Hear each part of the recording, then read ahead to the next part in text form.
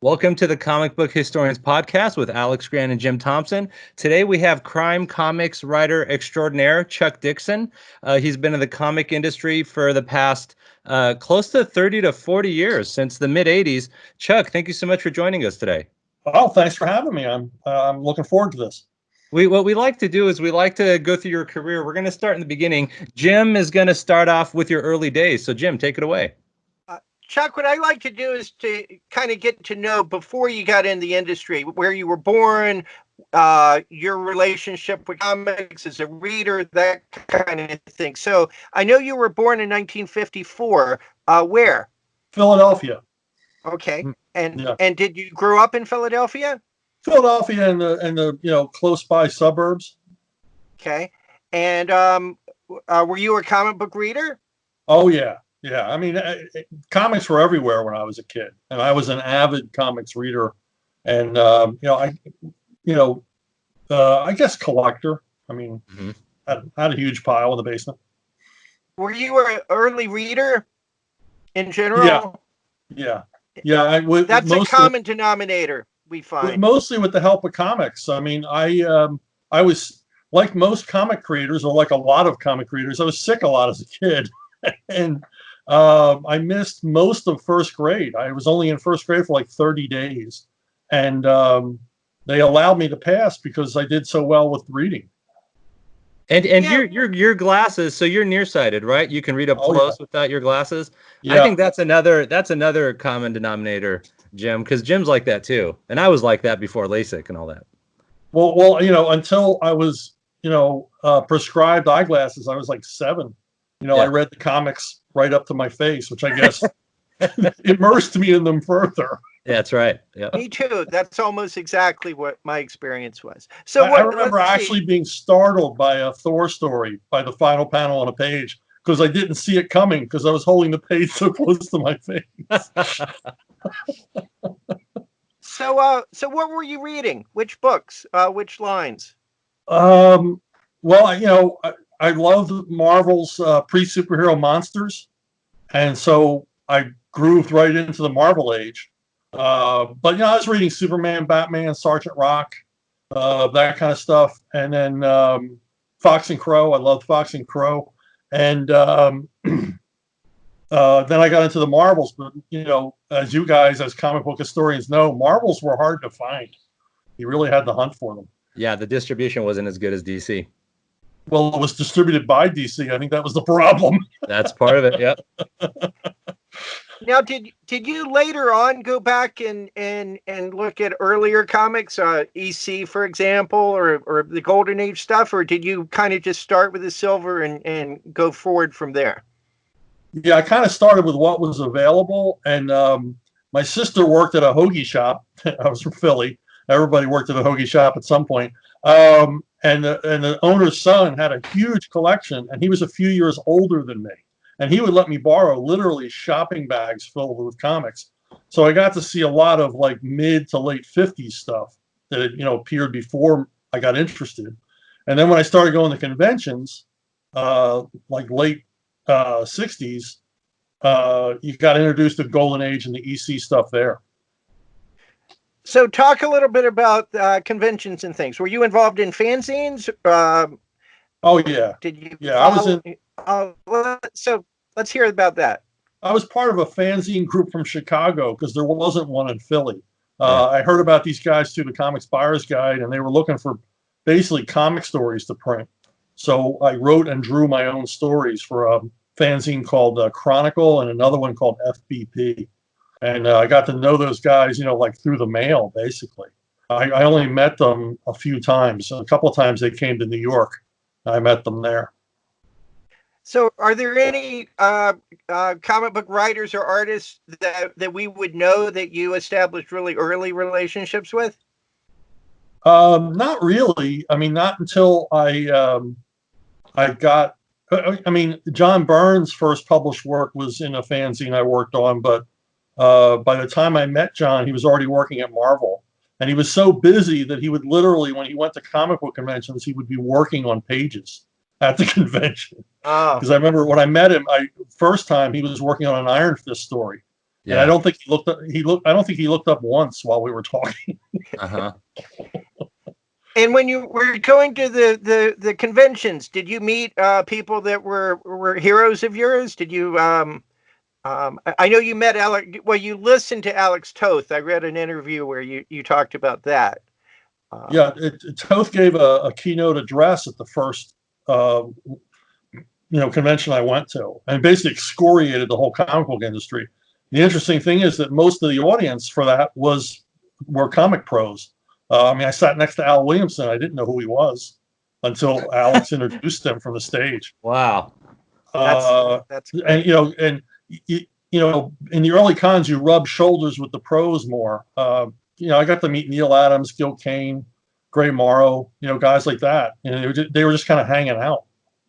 Mm-hmm. And in your work since you started doing comics, you've certainly done superheroes because you did Batman, but you haven't done a tremendous amount of superheroes, the ones with powers and the cosmic kind of books. You tend to locate in Gotham City or in that kind of thing, except for maybe Crossgen, you were off planet. But So my question is, was that true when you were a reader? Did you gravitate toward things like Daredevil or things that were more crime focused than the Marvel cosmic kinds of things? Thor, the strange thing is, Kirby was a given because Kirby was there every month with the cosmic stuff. Yeah. So you really didn't think about, am I a Kirby fan? You just read it because it was always there. Looking back, I realized, my God, that stuff was amazing. But at the time, it was just, they set the standard so high. Kirby set the standard so high for cosmic stuff that, you just sort of expected it to be wild. But, I did gravitate more towards Batman, more towards Spider-Man. And as I said, Sergeant Rock. I remember when the comic magazine, His Name is Savage, came out. I was just thrilled to death because it was like a straight up action thing with no superheroes in it. Mm-hmm. So you like that Gil Kane story a lot then when you first read it? Oh yeah, it blew me away. It was great back in those days because you literally went to the newsstand not knowing what you were going to see. Today we know everything that's coming out months ahead of time. But True. New characters, whole new companies would pop up that you'd never seen before. It was a cool time. That's true. You've mentioned war titles, but you haven't mentioned Westerns. And the reason I ask is because some of my favorite things you've done were like that Robin Annual, that's the Western, and some of the other. And you seem to have a real affinity for spaghetti Westerns, especially. And I know Evangeline, the very first couple of issues were basically a spaghetti Western in style. So were you interested in Westerns, in Western comics, like Jonah Hex and that kind of stuff? Marvel stuff is. Yeah, growing up, Western comics were kind of tame. Yeah. Looking back now, I have a huge collection of Dell Westerns. I basically grew to, appreciate them as an adult more than as a kid. I read them, but they didn't make any impression. Jonah Hex, big. The whole weird Western thing with El Diablo and all the rest, they made a big impression on me. I really liked them because they were closer to the movies that I liked. Right. Good. I was interested in that. So now you're graduating high school. You're still into comics and fandom and things. What do you do next? I drew a lot of comics because I thought, I didn't have an artist, but I just wanted to be part of this medium. I realized early on that I was not the next Gil Kane or Steve Ditko, but I still drew them because there was no one else to draw them for me. And I drew hundreds and hundreds of comic book pages, which I think helps me as a writer to understand what artists go through. But mostly, I didn't go to college. I just drifted from one dead end job to another. Drove an ice cream truck. I set pins in a bowling alley. That's how old the bowling alley was. They didn't have an automatic pin setter. I worked as a security guard, a janitor. I worked in, I did advertising storyboards for a while as a freelancer. Oh, cool. I worked in children's books for a while as a freelancer, but all the time going up to New York, trying to get interviews. And it was tough because the Marvel wouldn't see you at all. you could not get past the receptionist. DC would have, you could go on Wednesdays, and just before lunch, they'd have a bunch of freelancers in to basically tell us that we were never going to get work there. What was this? This is the early 80s you're talking about? Like no, this is 70s. Late 70s. Yeah, like the DC implosion. I was going up after the DC implosion. Oh, I see. They had laid off people, so they weren't looking for new people. Yeah. But they, as a PR thing, they wanted to, still talk to wannabes. They didn't want to chase you away from the comics, but they would have Jack C. Harris and Bob Rozakis would sit in a conference room with us and just crush our dreams. That's interesting. Yeah. Now it was an enviable job. It's like the doctor who has to tell the patient that they're dying. Yes. Yes. Now, before you actually started working in comics as a professional, you married an artist, correct? Yeah. And that was Judith Hunt? Yeah. Okay. When did y'all get married? I don't remember the year. Sometime in the 70s, late 70s. Okay. And about how long were y'all married? Your Honor, we were married for we were together longer than that, but I think we were married for 4 or 5 years. Cool. Okay. And you have a son together? Yeah. Okay. And then did the two of you put together a package for Evangeline that was how you got your first actual paid assignment? Yeah, it was something that had been kicking around in my mind for a while, and we presented it at a couple of companies, and then this company Comico popped up in Norristown, Pennsylvania, which wasn't that far from where I was living at the time. Oh, that's awesome. Yeah, okay. So I was able to actually drive in. The location. Yeah. Them. Yeah, and and they were a bunch of young guys, bunch of young upstarts, and really not ready for prime time, and here we were laying on them a completely realized, professionally presented comic book, and they went for it. That's awesome, because we had like Joe Staten on, who got into comics through Charlton. It sounds like later on Charlton's not doing that stuff, but you're right by Comico, and that was like kind of how you got in. That's awesome. There needs to be something like that in comics, some outfit like that now, but that's great that they had that then. Yeah, and they weren't at all corporate. Yeah, you just great. Knocked on the door, Yeah. And give us a couple sentence summation of what Evangeline is, because it's a fascinating concept. Well, it's a futuristic story, a science fiction story, space opera, planet hopping thing. It features Evangeline, who is a nun with the church, and she's sort of a spy for the Vatican. I read a series of paperbacks called The Inquisitor that were written under a pseudonym by Martin Cruz Smith, and they were about basically a James Bond who works for the Vatican, and he has a sort of dispensation to kill as long as he does penance afterwards. I mean, it was a great series. Yeah, it's a great series. It's in that men's adventure paperback genre, but to me, it's like literature. Each novel was really terrific. If anyone wants to try to find them, and so that was a big influence. And then I just sort of transplanted it to space because that was more saleable to comics.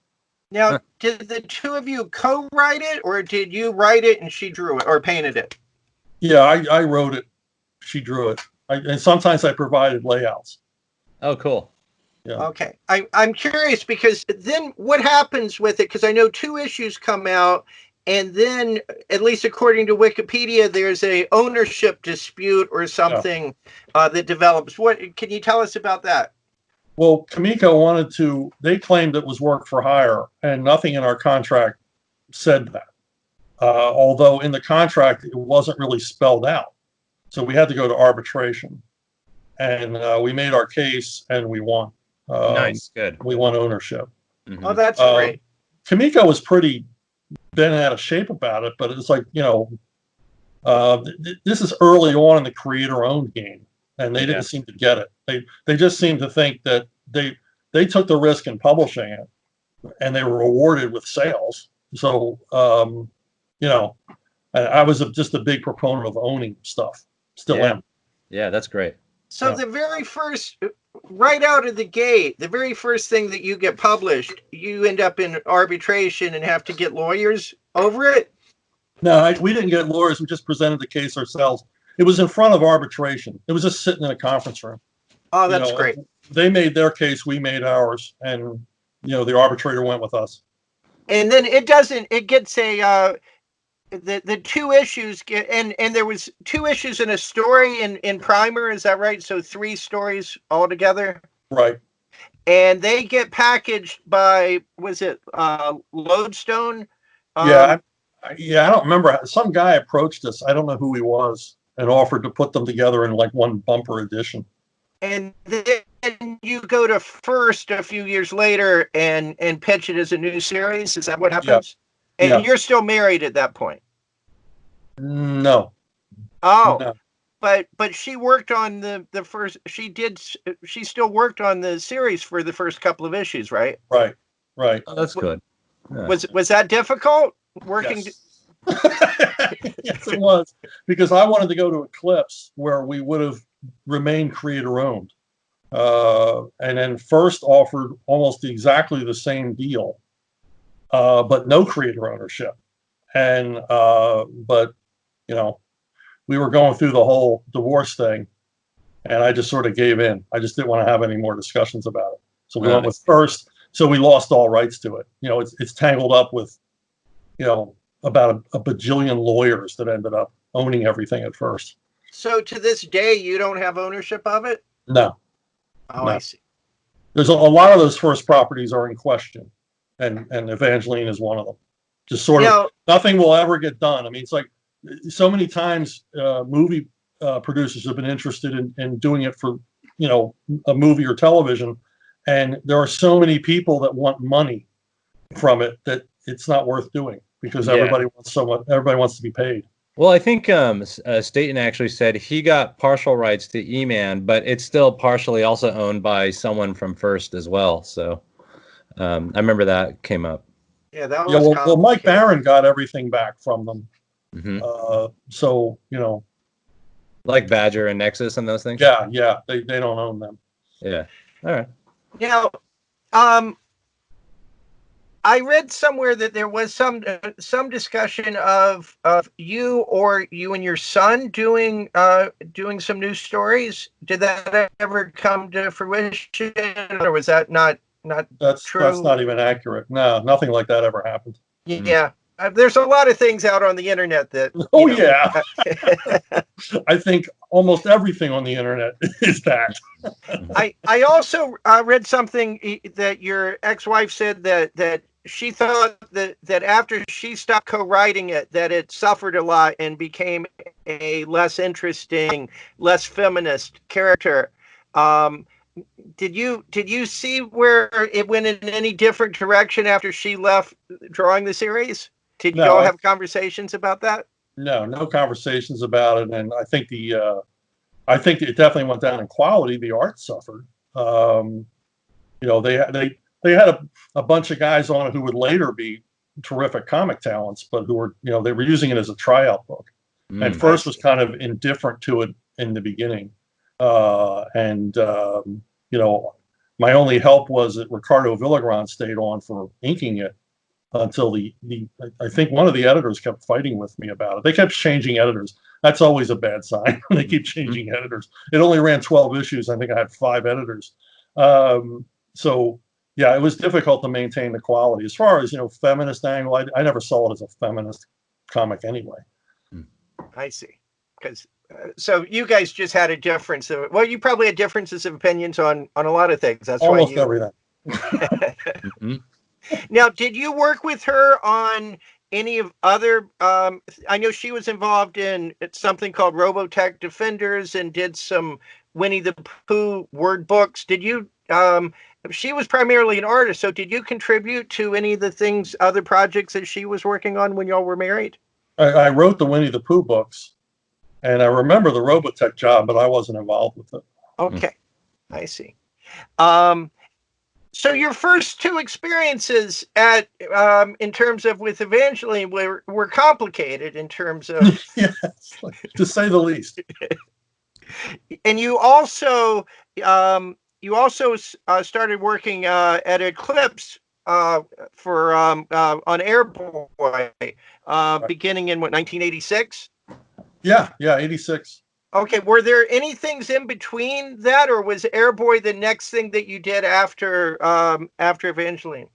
Yeah, pretty much the next thing I did was I met Tim Truman, who was working at Eclipse, and he was living, again, not far from me. So I was running into him at like local comic shop appearances and stuff like that. Oh, that's awesome. And he talked about Eclipse and Cat and Dean. And so I began submitting things to their anthology titles, Alien Encounters and Tales of Terror.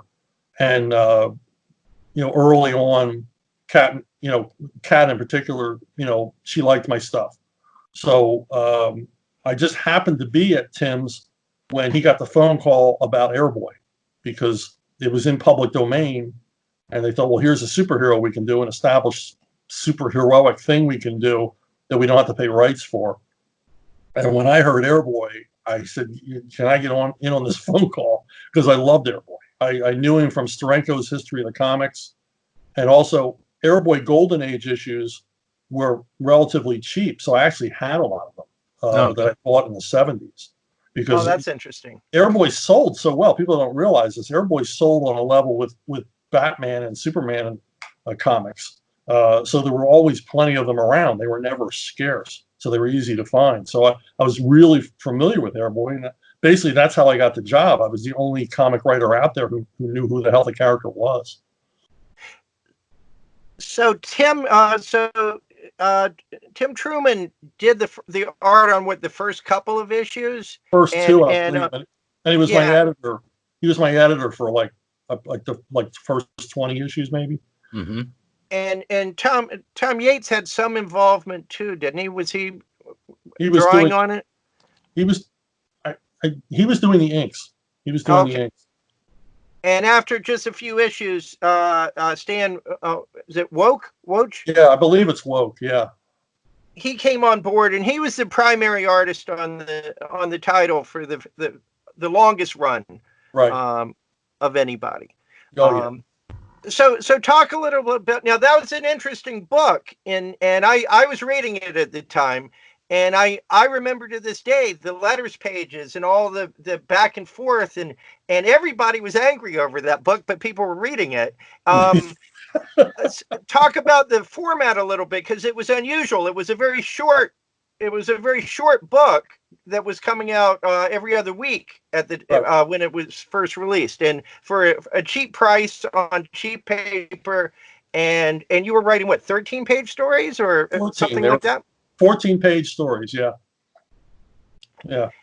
And you hadn't written that many books, so that probably wasn't as weird to you as it might be to somebody that had been writing for 10 years. But how did you adapt to that page count and doing what you were doing? Well, I was running on like 110% enthusiasm at that point. I was working as a security guard for a big insurance firm. And I spent, I worked nights, and whenever I got assigned to the desk, that's when I wrote Airboy, and I just write it out on legal pads. And nice.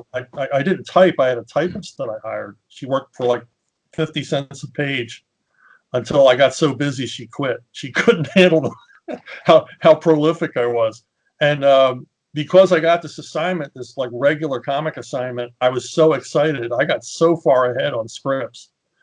Because, like I said, it was all just enthusiasm, and as you said, the 14-page format didn't bother me because that's what I'm doing now. And I think Dean wanted to have like 5 chances to make a first impression. That's why it was a bi-weekly comic. You just get it in everybody's faces as quickly as possible and as much material as possible. But the thing is, it made it a 28-page monthly in effect. Almost immediately, one of the issues about Airboy that was odd was that they thaw out the Valkyrie character, and basically she wants to sleep with Airboy because he looks like his dad Right. that she had a relationship with. Was that It's a setup for a lot of online movies now, actually? Yeah. How did you deal with that? Well, only at Eclipse could we have done that story at the time. The idea was that, we wanted to recreate the Airboy from the Golden Age, but of course this was the son of the original Airboy. But we wanted to have that sexual tension between Valkyrie and Airboy, and it's like, okay, well, let's just short circuit it. To Valkyrie, she sees no difference. This guy looks exactly like the guy looked when she went into suspended animation. So why not pick up where she left off, even though, it's not the same person? And that quirkiness that I think you can, well, at the time you could only get away with in comic books and only get away with at Eclipse. Sort of, it just fit the company, fit the time period, and it certainly creates sexual tension. It's kind of weird. Yeah, yeah, it's cool. I could get into reading that again. Yeah. So in terms of, a lot of people, especially in our Facebook group, there's people always saying, why, comic books are too political today, or they're talking about you shouldn't bring in references. And now, you've made comments yourself, but Airboy was an incredibly political book, as the letter page reflected. How was that to do, considering that you guys were all coming from very different places, with Truman in one place, Cat way over in another place, and you, as what you were describing at the time, as a Barry Goldwater style Republican? Yeah, it was interesting. I had a lot of phone calls with Cat that had nothing to do with comics, and I can't say we ever argued. We never argued, and we really didn't argue. But she got really angry with me over the Afghanistan storyline in Airboy, because I presented some of the Mujahideen as heroic, fighting the Soviets. And she was like, well, don't you know what they're about and everything else, which, okay, it's pretty prescient of Cat. But it's like, yeah, I know they're not all good guys, but they're like pirates. We know pirates are pirates, nice people, but we romanticize them. Yeah, it's almost like Barbary pirates on land, right? Yeah. So I'm like, okay, I get what you're saying, but she was angry at me because I was presenting them as, and some of them, were heroic till the Taliban killed them. So, but we had a lot of discussions, and I think a lot of the interesting stuff in the book came out of that difference of opinion. Because Kat would talk to me about, being a communist, and her mother was a communist, and her mother was under investigation by the House on Un-American Activities, and, fascinating stuff. But I knew when I wrote that I had to watch out for her sensibilities. So if I wanted Skywolf to punch a communist, I wrote that he killed him. And then she would say, oh, well, you can't kill him. I was like, well, can he punch him? Okay. Oh, I see. But I think she liked, arguing with me. Dean, not so much. Dean didn't like being political, and Tim and I never talked politics. I don't know if Tim was even really that aware of my politics. Now, you mentioned her mother. I read somewhere that she helped you with sounding like a German when you were writing some of the stories. Yeah. She helped with German translations and stuff like that, and phrasing. Because you can look stuff up, but you're not going to get German phrasing unless you talk to someone who actually speaks German as a language. But it was funny because she was arguing with me about communism and the oppression of communism in the United States. And she was talking about how, her mother was unfairly targeted by the House on Un-American Activities. I said, but interesting. But okay. I said, but your mother was a communist. And she said, yes. I said, well, then how was she unfairly targeted? They were looking for communists, and she was a communist. She was a communist. Yeah. If it fits the definition, that's an interesting thing. Now, in some of those books, some of the issues when they were taking place in South American countries, I remember one where there was a autograph poster of Ronald Reagan, and that got a lot of comments. were you in any way trying to like downplay that, or you were just going with, you were enjoying everybody being irritated? Well, Tom Yates added that. That was not in the script. Tom Yates added that all on his own, and which he thought was very funny. And I thought was very funny because in the letters column, people were accusing me of being a communist. The thing is, it was one area where our political Venn diagrams kind of came together. Was the whole El Salvador Contra thing. Kat and Dean were very, very much opposed to it, any involvement in fighting the regime in El Salvador, and I was basically critical of how we were going about it. So in that area, at least we agreed, yeah, this is kind of screwed up. So a lot of the early Airboy stories take place in Central America because of that. And because of that, we weren't from polar opposite points of view on it, just different perspectives. For my money, we should have just hired, a bunch of Argentines to go up and handle it for us. But they have great artists, by the way. Yeah. Oh yeah. So in terms of Airboy, there were a lot of there were several characters that became the Air Maidens and Valkyrie and Skywolf that were side characters, but very interesting and got their own miniseries and things like that. You had a beautiful miniseries with Paul Galassi on Valkyrie, and then another one with Brent Anderson that followed it. Were those fun to do as well?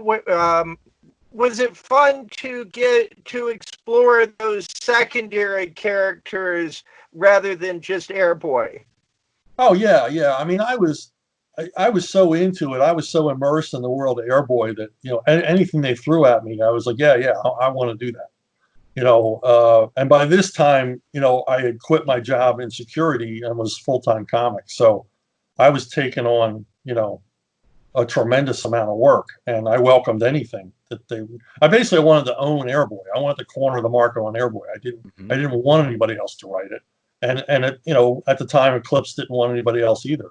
I was the go-to guy, which, is where I always try to be when I work. I want to be the go-to guy. I want to be the guy who answers all your questions and solves all your problems. You guys miss me? I do. The visual? Yep. Okay. All right. So the reason that I asked the question about the other characters is because I went back and looked at issue 50 and the comments that Kat wrote on the page, where she said basically that you guys never liked Airboy as a character, that was the only problem with the series, that you were uncomfortable with him being a boy fighting in the wars and different things, and the very concept was problematic, and there just wasn't enough to keep the title going, and that she sort of blamed it on the artist. She especially went after Ernie Colon for his slowness. And did that leave a bad taste in your mouth after a good relationship and a good number of years? And when were you informed that it was going to be canceled? Yeah, I think I kind of reached critical mass in my relationship with Kat, where, just a lot of stuff was happening. I mean, I agreed with her that, Ernie Colon wasn't really the right choice for that particular series. In fact, Dean and I ran into Dave Gibbons as he was finishing Watchmen. Oh, wow. And we talked him into doing that arc on Airboy. Mm-hmm. And for some reason that fell apart. But he was very interested in doing it. And that fell apart, and we ended up with Ernie as like a last-minute replacement. And then Kat was getting more and more steamed at Ernie for his lateness. And then she got really steamed at me because he bribed me with some artwork. Mm-hmm. He's basically trying to make up for being late by sending me artwork, original art. And in fact, he sent original art to other people at Eclipse, trying to apologize for being late. but I think he was working on Damage Control at Marvel at the same time. He was just overworked. Mm-hmm. And yeah, I love Ernie's stuff, but he wasn't right for that arc. I don't know why they chose him. There were other people they could have picked. And I don't know, and I didn't pick him, so there's no reason to blame me. And I don't know about Kat's uncomfortableness. I mean, she made me jump through some hoops. There's that story with the hot air balloons that she practically forced me to write. Yeah. Uh-huh. Right. There was some guy wrote some hippy dippy Airboy story, and she wanted me to help him with it. And I said, why should I help train my replacement? Plus, I thought the story was stupid, so I didn't. I refused to have anything to do with it. Y'all were doing a lot of crossovers too.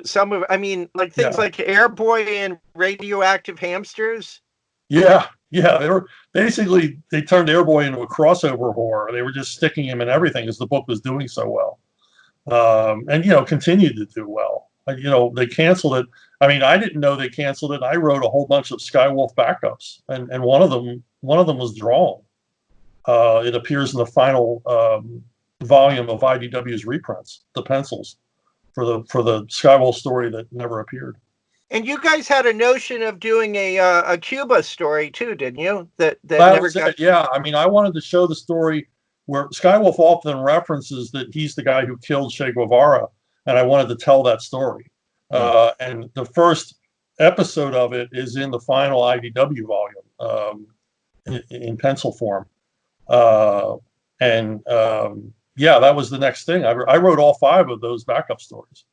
And the only reason I didn't write the Airboy lead was that Kat said she was still thinking about what she wanted from it.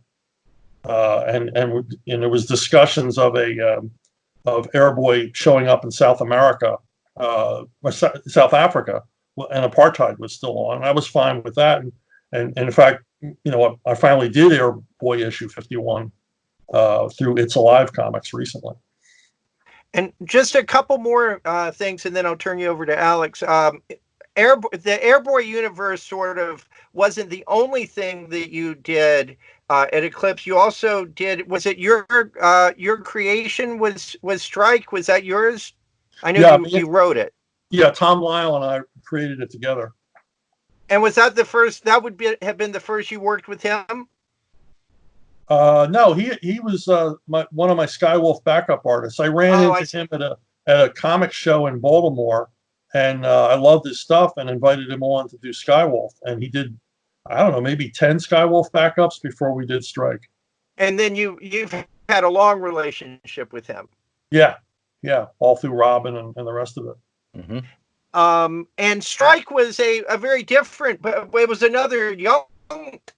You're pretty much doing young heroes at this point, but he was your an African American hero that gets a belt, a power belt, right? Yeah, sort of a belt that allows him to turn into a Captain America type character. So he's a bit more of a superhero than a lot of your other works, and that he does have superpowers. Yeah, well, Eclipse was looking for superheroes because that's the game. That was what was selling, and I always said my only problem with creating a new superhero is they don't have the advantage of having that golden age legacy. But this one did. We invented a golden age legacy for this guy, and I worked very hard on essays convincing people that there actually were Sergeant Strike comics in the 40s. It's kind of like Steel and Commander Steel at DC Comics, but it predates that, doesn't it? Or does it? It may be contemporary with that. I'm not sure. Yeah. I'm not sure. The Don Heck series that of that time. And then outside of Eclipse and Comico and First, you also did a 3-issue adaptation of The Hobbit. This would be like 1988, 89, something like that. Right. With David Winslow. Talk about that was. I have that to this day. I own those issues. Bought them at the time, and you really stuck to Tolkien. You used his language very, very consistently on that as much as you could. Talk about, were you a big Tolkien fan? Yeah, I read the books, and I liked them. And basically, Dean approached me. Um, Dean found a public domain version of The Hobbit. He found an original manuscript that had never been published, and he sent me Xeroxes of it and said, "Start working from this." And I'm going to try to get the rights from the Tolkien estate, which eventually he did. He said, "Look, we're doing this with you or without you. You can be on board, make it authorized, or not get any money at all." So, that was Dean. Dean is so awesome. He's the greatest guerrilla marketer that comics has ever seen. And he put me to work on it. And I tried to hew as closely to Tolkien as possible. I tried to use only his language whenever I could. I didn't invent dialogue or any of the rest. And it was hard because I had to trim so much. I had to leave out Bjorn, who's my favorite Tolkien character, because there's simply no room in the story for him. And so I had to good too. Yeah. So I had to go and cruelly cut, to make it work as a comic book. But then my editor, Sean Deming, went and he added more text, which I didn't really think was necessary. He covered up a lot of artwork. I think there's too much text in those adaptations because I worked so hard to trim it down as much as possible, and still keep the feel. Do people still come up to you at conventions and talk about that? Is that something that it's my biggest seller ever. I mean, I don't have anything that comes close to how much that is sold worldwide. It's pretty incredible. How much. Oh, that's interesting. Yeah. And that was published by Eclipse? Yeah, that was published by Eclipse initially. And then when Eclipse went out of business, it continued on with, I think, Harcourt, maybe. And ended up, I believe, with Del Rey eventually. I'm not sure. But the beauty of it is the contract I signed with Dean, thank you, Dean, had a clause in it that no matter who took the property on, they had to honor my initial contract with Eclipse. Oh, great. That's awesome. So you still get money. You still get money for that. Twice a year. Had to sick a lawyer on them, but they finally ponied up. So twice a year, yeah. Oh, that's great. Because out of that early stuff that you did, that's probably the thing that still produces some money. I can't imagine the rest of it does. It's never out of print. It's anywhere in the world. I mean, a couple of years ago, the check was bigger than usual because it was the #1 graphic novel in Korea over the Christmas season. That's great. I love how random and awesome that is. Yes. Yeah, it is. So, yeah, believe me, I love it too. and you're talking South Korea, right? Yes. Yes. I don't think North Korea pays royalties. It's probably big there too, but I'll never know. All right, so tell us about the way you encountered Larry Hama in your gateway to Marvel Comics around 1986. Yeah, well, I met Hilary Barta a few times, the comic artist, at comic conventions in Chicago. And, I guess we hit it off enough that I was talking to him on the phone in 86.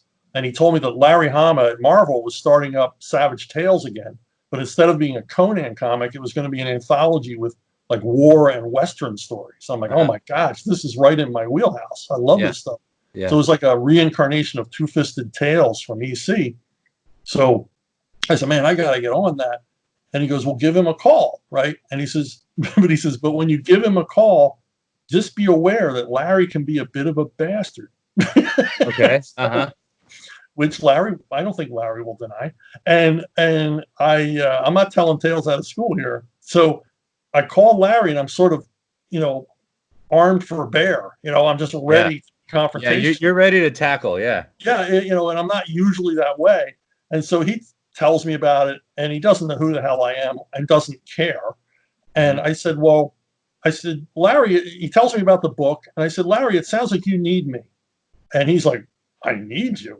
Yeah. Who the hell are you? Why would I need you? And I said, well, most comic writers don't know which end of a gun the bullets come out of. Yes. And I said, I'll do the homework. I said, I love this stuff. And he's like, so he says, yeah, you're right. He goes, well, send me some of your stuff and I'll see if I need you. Yeah. So, And that probably spoke to him because he's a gun owner. He knows ammunition. He's served in the military. So you're probably talking his language there. oh yeah, yeah. I'm very, very much comfortable with a lot of stuff that, and conversant with stuff that he was interested in. And he was always a creator that I liked. So, when you see a creator as a writer and an artist and an editor do stuff you like, I mean, you assume there's some sort of rapport. If you're doing stuff I like, then we like the same things, right? Yeah. Which was true. So I sent him about 10 plot lines and he bought like half of them. And then assigned John Severin to do the Western ones, which Nice. I could have died happy right then and there. Mm-hmm. Did you meet John Severin? No, I talked to him one time on the phone. He had a reference question. I never got to meet him, unfortunately. I tried. There was a San Diego con that he was supposed to be at, but I don't think he actually attended. I gotcha. And do you like the and is there a reason why you like kind of that street level kind of Western crime, war, even barbarian stuff versus superhero, things like what is it about that you find appealing? What do you like? Do you like? Is it the gritty realism of it? Is that something you're into? Yeah, I think that, and I can't really relate to saving the whole world or saving the whole universe. It's not an ambition I ever aspired to. Yeah. So you feel like survival, brutal survival. If there's something maybe as far as the way you're looking at it, it just feels more honest in a way. Yeah, or a problem that's right in front of you, or an everyday difficulty. I mean, that's what made Spider-Man work for me when I first started reading it. He had all these everyday problems he had to succumb, even though he was Spider-Man. It's like, but it didn't matter because Peter Parker's life was such a mess. And I mean, everybody can relate to that. And obviously that was the key to Marvel's success was that take. And I always was more attracted to that kind of character. Yeah, that makes sense. And were you familiar with any of Larry Hama's G.I. Joe stuff when you had chatted with him? Oh yeah. I knew about G.I. Joe, and I knew, previously work he had done. I knew he was a guy I would follow. Like if I saw his name on a book, I would buy it because I knew at some point it's honest, it's grounded in reality at some point. I see. Mm-hmm. Even G.I. Joe, as fantastical as it is, it's grounded in that, loyalty the Joes have for each other and that kinship, that brotherhood. Yeah, that is great. I love that stuff as well. Yeah.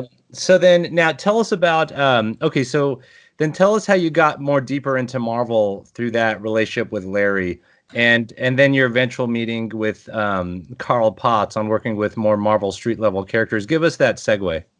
Well, once I proved I was reliable to Larry, I was a guy who handed in things when he said he was going to hand them in. And as Larry said, your stuff was, your characters were likable, your stories made sense, and you handed them in on time. So he went around to other editors recommending me. But I wasn't the kind of guy most of the editors wanted. I never got into the mainstream Marvel clique with the superhero guys. And at that time, a lot of the books were written by editors. They were basically doing a round robin.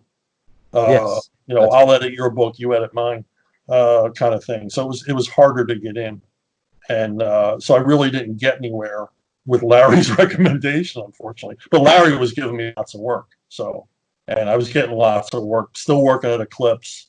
And, so I was busy. Uh-huh. So then how did you end up meeting with Carl Potts? Well, that was through Archie Goodwin. Archie Goodwin was editing Alien Legion at the time, and they were looking for a new writer. I don't know what reason. They weren't happy with the other writer, but they were looking for somebody new, and Archie suggested me. And Archie's a guy who I had been talking with for years. I would see him at conventions, and we would talk a lot. And I actually went up, and he interviewed me a couple of times, looked over my, miserable offerings, plotline stuff. But he was always so generous and so gracious. And, I think he genuinely liked talking to me. I got that sense. And he liked my Airboy stuff a lot. So he suggested me to Carl, and Carl was, reticent at first. I would be too. He owned the property. Why hand it over to this newbie? Yeah. But he was happy with the results, and we became friends. I mean, Carl's, I'm still astonished at how hands off he was because he let me go wherever I wanted to go with it.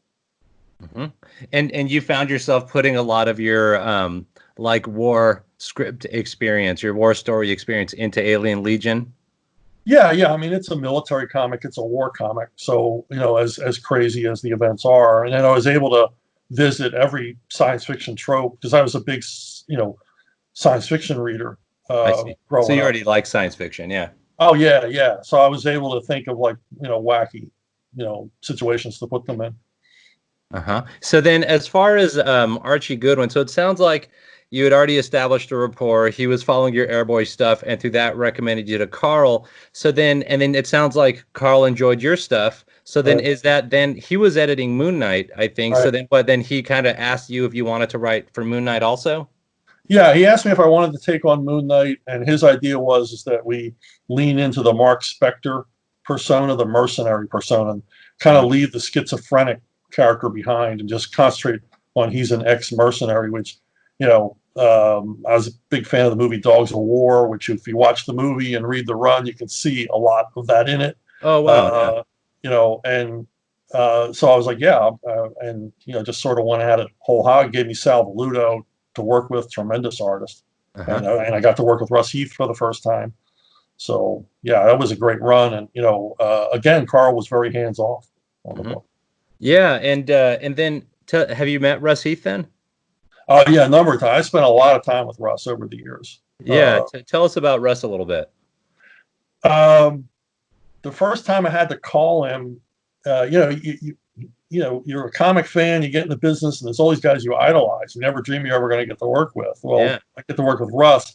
Russ has a couple of research questions that I've got to talk to him about. It took me 3 days to work up the nerve to call him.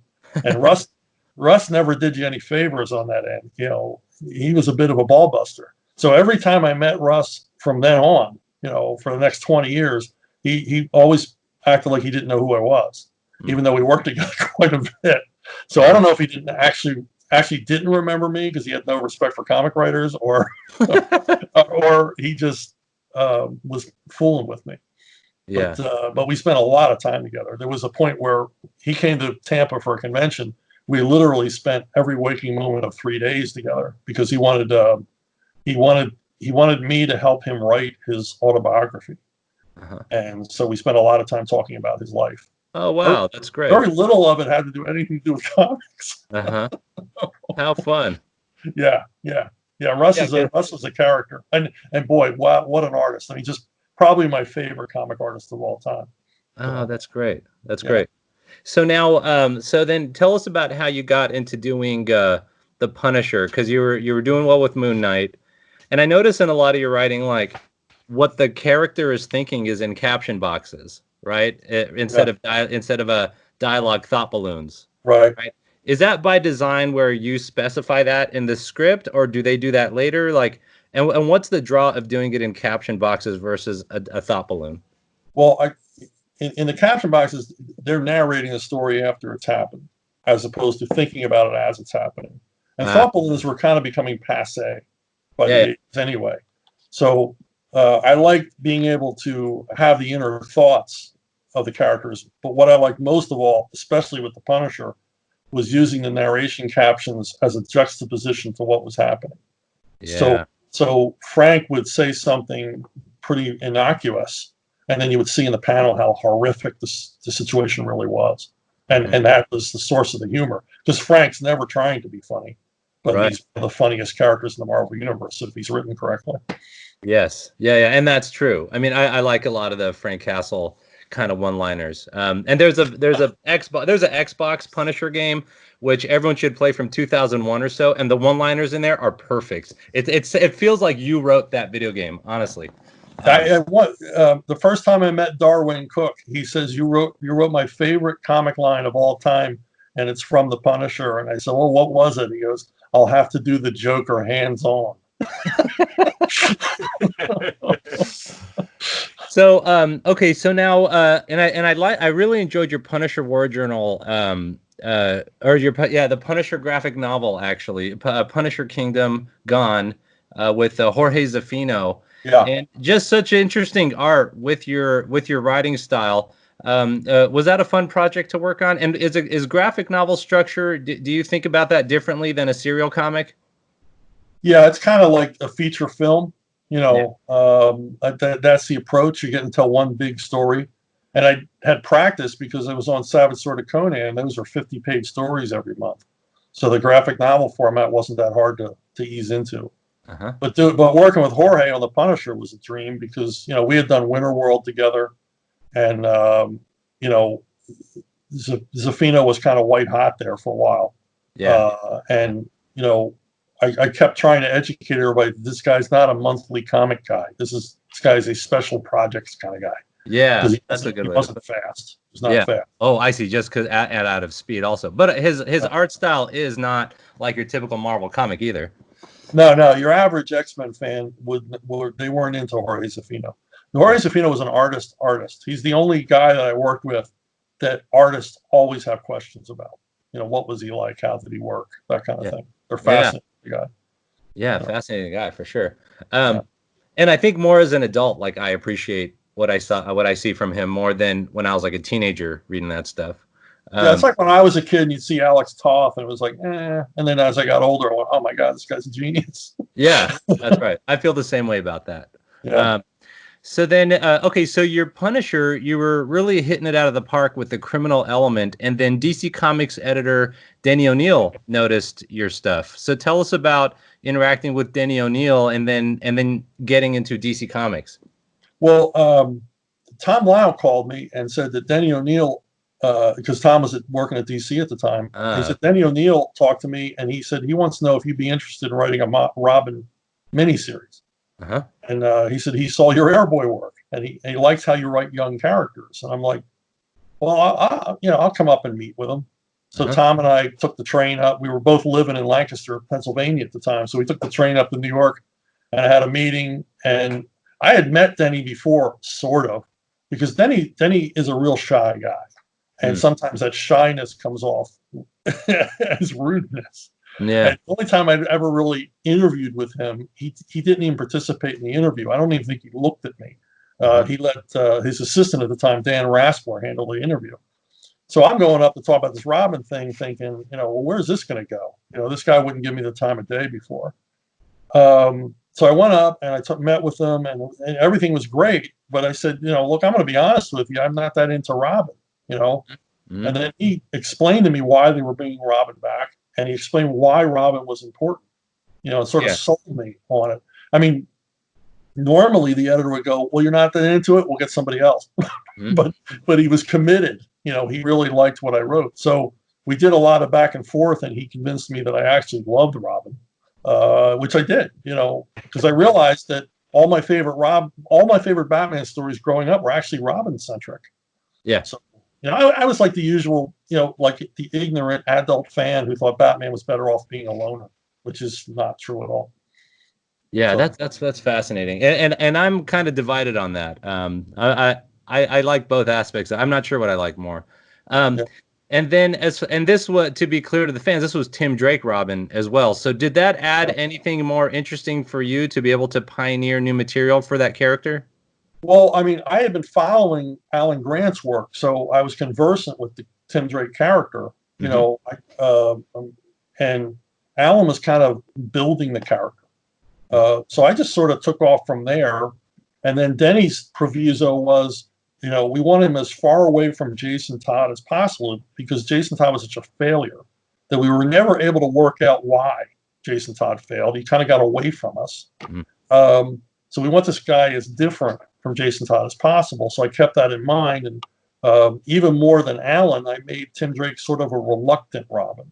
The template in my mind was that this was a boy wonder who would call 911 if he knew he couldn't handle the situation, you know, which he never did. But, you know, in his mind, I'm just going to watch these guys. And when things start going wrong, I'm going to call 911 instead of, you know, jumping in and trying to beat them all up.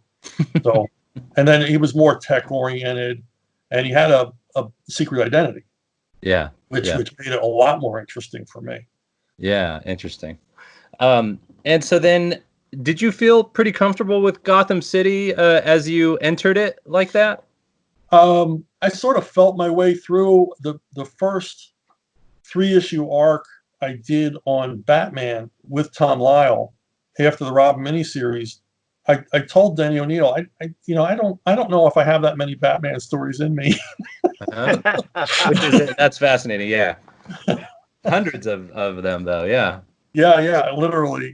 So I did eventually get more comfortable with it as I realized that, everybody has their own vision of Gotham City, and you just have to sort of run with it. Mm-hmm. So then that's really interesting. It sounds like Airboy was really important because you then connected through both Marvel and DC through very important people, Archie Goodwin and Denny O'Neill. So this is a fascinating way to kind of get into both companies and through those guys who obviously loved what you were doing with it. And then the Tim Drake series was really successful. There were a couple sequels. There was Joker's Wild, Cry of the Huntress. Right. In 1992, and at this point, was it a different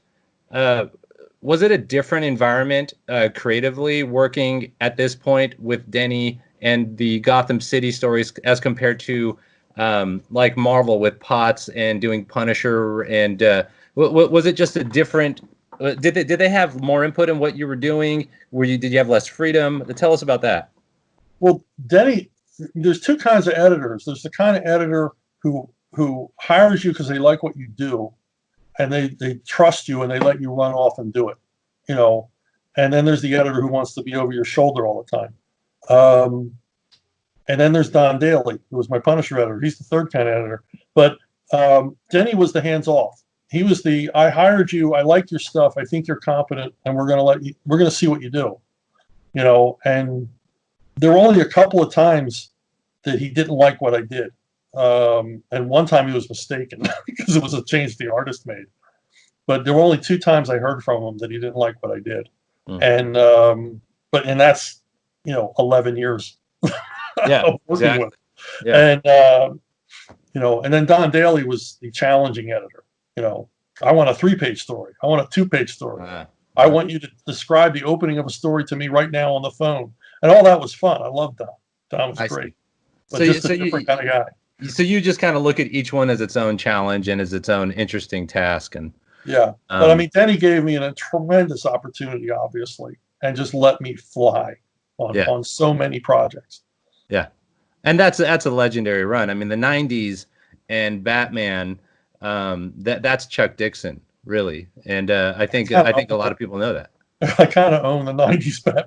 You own 90s Batman. Yeah, and that's interesting because 90s was huge for Batman, obviously. There was all those graphic novels and then all that, the movies, that you were there in the middle of all that. You were the think tank for a lot of content that has been manufactured into various media. And that's really fascinating to me. So did you bring any elements of Punisher into Batman? And is it weird writing for one character that kills criminals with a gun and then another one that devoutly won't do that?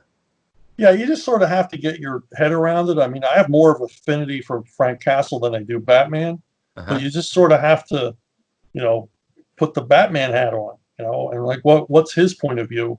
What's he want? What's he looking for?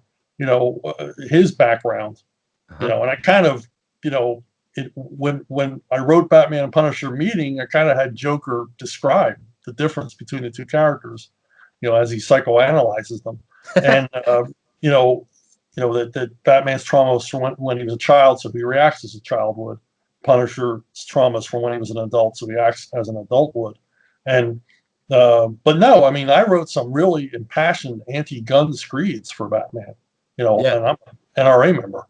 Right. That's honest to the character. That's my argument with a lot of comic books today is that they kind of morph the character into the writer's own point of view, and I was like, oh, that's wrong. I see, and you were honest to the character, and that's for sure. And that's a great observation about Batman and Punisher, and when their trauma happened, and then how they react to that trauma, and that's going to stick with me for really.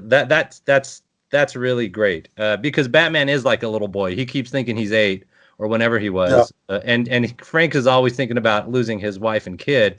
That's really different than losing your parents, and that's really fascinating. Well, and Bruce is like, I'm going to dress up in a costume and scare people. Well, that's what a kid would do. That's what a kid would do. I'm going to go out and kill everybody. Yeah, I'm the Grim Reaper. You guys are going to die. Yeah. Right. Yeah, that's for sure. And as a Vietnam vet too, right? That there's a different vibe there. Yeah. Now tell us about creating Birds of Prey with Jordan Gorfinkel in 1996, because that's a big deal, and that's been obviously put into various media. Women getting together, kicking ass. It's a fun series. Tell us about that. Well, Jordan had this crazy idea that Black Canary and Oracle would make a good team for a comic. And I'm like, nah, because Black Canary just got her recent solo series canceled, so the readers don't like her. And I don't think Oracle could carry a book. She never leaves this room, you know. And he kept insisting that there was a chemistry there. And finally, he got the green light for a special. And he said, please, I want you to write it. And I said, okay, I'll give it a shot. So 6 pages in, I realized, wow, Jordan was right. There's a real chemistry. The characters are so different that it makes their relationship interesting. And then it was his idea, the gimmick and the onset of the series was that they never meet, and that Black Canary literally has no idea who she's working for. And that really, I think it's Birds of Prey 18 or something until they meet. So we did this. Jordan kept at editorial meetings kept pushing for more and more of this material. So we did one shots. I remember that we did a mini series when another mini series got canceled, and there was an opening at the printers. So they had an opening in the printer schedule for a 4-issue mini. And Jordan calls me. He says, "Could you hurry up and write a mini series with Birds of Prey?" He says, "I just promised, the editorial board we could do it." So, eventually, we convinced DC to go monthly on it. That's awesome. And now, and are you? Do you like the various media that Birds of Prey has entered into, as far as movies, cartoons, all that? What's your feeling of that? I think they missed the boat. They don't understand what it was. They think it's just a bunch of girls getting together and fighting crime, or they missed that there was a through line to it. There was a theme to Birds of Prey, and none of them got it. I remember I met Dina Meyer, who played Oracle, played Barbara Gordon in the TV show. Yeah. And she said that she worked out with a wheelchair for months preparing for the role, and even went to a martial artist and learned how to fight with a quarterstaff from a wheelchair. And when she got to the set, they had a powered wheelchair. So all of her training was for nothing. and she said, didn't they read the comic? And I said, no, I don't think they did. That's funny. Yeah. Now, and just a little review so that the audience knows, as far as your 1990s Batman. So you wrote roughly 70 issues for Nightwing, around 100 issues of Detective Comics from 1992 to 1999, major storylines, Nightfall, No Man's Land. You co-created Bane, a lot of issues with Graham Nolan. So was that, tell us first, like, do you feel like you were having the time of your life at that point? Or did you feel like this was great? Or were you like, okay, this is a job and I just want to do a good job? I never thought I'd ever write Batman. It's something I never aspired to, because I thought there's no chance. There's too much competition. Everybody wants to write Batman. So I end up in Batman, and I swear to you, every time I wrote the words Batman and Robin, I got a thrill. I'm the luckiest guy in the world. I'm writing Batman, and I'm getting to work with some of the most awesome talent in comics to do it. And I'm getting to work with my buddy Graham, who's like Batman 101. This guy's like, he should have a PhD in Batman. He's such a fan, and he's so knowledgeable. So yeah, it was hog heaven all 11 years. I enjoyed it. And you guys still are good friends and still do some things together, right? Oh yeah. We did a series, Joe Frankenstein. We have a upcoming Expendables Go to Hell graphic novel that we did together. So yeah. And you're pretty tall, aren't you? Yeah, I'm 6'3". Yeah, 6'3". Because the thing is, when I see Graham Nolan's picture and he's got these biceps, I'm like, that guy's Bane. But I saw you guys standing next to each other in a picture. I'm like, wait a minute, this guy may be Bane here. So, but now tell us about co-creating Bane. Well, when we started Nightfall, we had to be determined villain.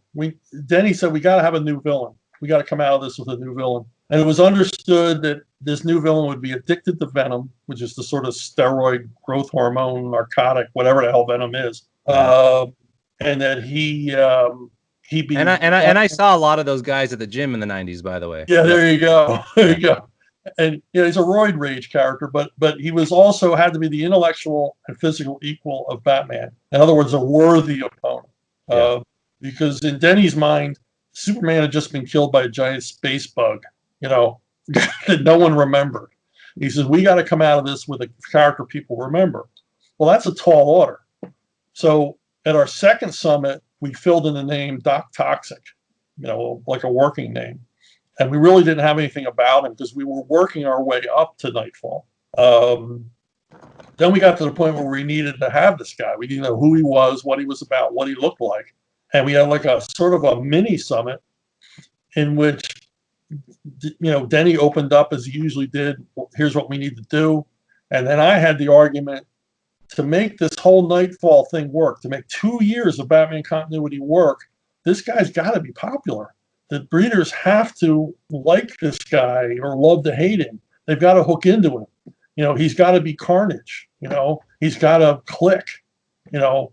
And that's hard to do. I said, that's really hard to do, because you've got to guess what the readers want, and it's going to take. And I love the South American angle you took on it. So Denny said, well, if you think it's going to be so damn hard, then you do it. And he basically sent me home to create this character, and I knew Graham was going to do the initial appearance. So I talked to Graham and I came up with sort of Man in the Iron Mask kind of thing. And then I read somewhere, in, I think Wall Street Journal, that in North Korea, you could be sentenced to serve the prison sentence of a relative. And they said there were actually wives and children in prison serving terms for people that they couldn't catch. And I thought, wow, what if someone was a child in prison? And I thought, well, what if you were born in prison? Yeah. You were born to a life sentence. What kind of a monster would you be by the time you reached adulthood? That's cool. That's so it's really like on the where news, yeah. it started to take off. And then in talking to Graham, I said, well, let's give him the South American, Central American background. And Graham said, well, what about a luchador look? And I'm like, sounds good to me. He was already faxing drawings over to me that day. Yeah, that's right. The Mexican wrestler thing. That's awesome. And then Bane, I got out of the thesaurus. I looked up evil. What's another word for evil?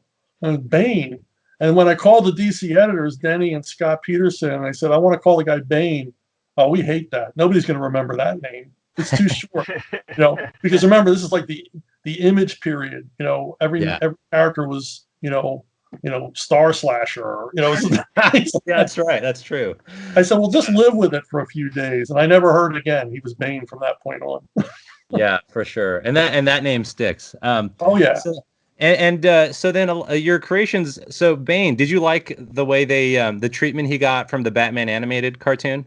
Oh, I loved it. And the idea of Henry Silva, one of my favorite villain actors doing the voice, I was over the moon. I was really happy. That's awesome. So you were happy with how that turned out. That's great. Oh yeah. And then No Man's Land, that's had a couple adaptations, because I think the third Christopher Nolan movie, which had Bane, obviously, they kind of combined Bane with No Man's Land in that. What'd you think of that movie? I liked that they made him a household name. I liked that he was portrayed as an intellect, a chess player, always one step ahead. But the movie's a mess. Yeah. Did you think his voice was kind of weird in that? Yeah, I don't know what they were going for, and I don't know why they would. I don't know what his superpower is. He's on painkillers. I mean, I didn't understand that. Yeah. I really wanted to see. I mean, especially now with CGI effects and all, I wanted to see the Venom effect. Yeah. That would have been frightening. That would have been interesting. Yeah. Yeah. Now, what about? He also had a little bit of. He was in that the Arnold Joel Schumacher film. Yeah. That was a little weird, I thought. What was your take on that? He looked great. I mean, the scene where he deadlifts the bat signal off of its thing, that's awesome. But they just had him as a henchman. I remember they told us that he would have no dialogue. Yeah. And I remember going up to DC one time, and I'm walking down the hall, and somebody came out all excited and said, they've added dialogue for Bane. they looped in some dialogue for him. I'm like, oh, okay, great. Now, what'd you think of the show Gotham? Because they had a No Man's Land arc at the end. Did you like that? I couldn't watch that show. I mean, a Batman show without Batman made no sense to me. I had no desire to see it. And then, boy, that Bane is the worst Bane ever. I mean, he would get kicked out of a con if you came in cosplaying that as Bane. I mean, the ridicule. I mean, what were they thinking? He looked like from a 1970s Saturday morning cartoon. Yeah, that's true. And I'll say it was tough for me. The first 2 years of Gotham, I kind of powered through, but then by the third season, I got it. It's a what if universe. It's what if instead of Batman's presence creating the villains, what if it was the other way around? That's all they basically did. Once I got my head around that, I was like, all right, I'll finish it, and I didn't mind it. I actually kind of like the end. I just see it as a further dilution of the DC universe. They do too many different versions of things, right? Whereas at Marvel, there's like one version of Iron Man. DC, there's like 16 different versions of every character. Yeah, it's not unified. I think Archie's like that too. I mean, every rendition of Archie, it's a zombie Archie and all that stuff. Right. You basically were working on 7 titles at some point between 93 and 98, like 7 titles a month. I mean, does that get confusing? Did you ever mix scripts by accident? I mean, that sounds hard. Well, probably my life outside of writing was more confusing than my life inside writing. Mm-hmm. No, it was never hard. And because I worked so far ahead of schedule, I was able to immerse myself in one title. Because I read that when John Byrne was doing Fantastic Four, and I forget the other title he was doing simultaneously, writing and drawing, he would work 6 months on one and 6 months on the other to create a year's worth of work. And I thought, well, that's not a bad idea. So I worked to get far ahead of schedule on everything, so that I could literally spend a month on Detective, spend a month on Nightwing.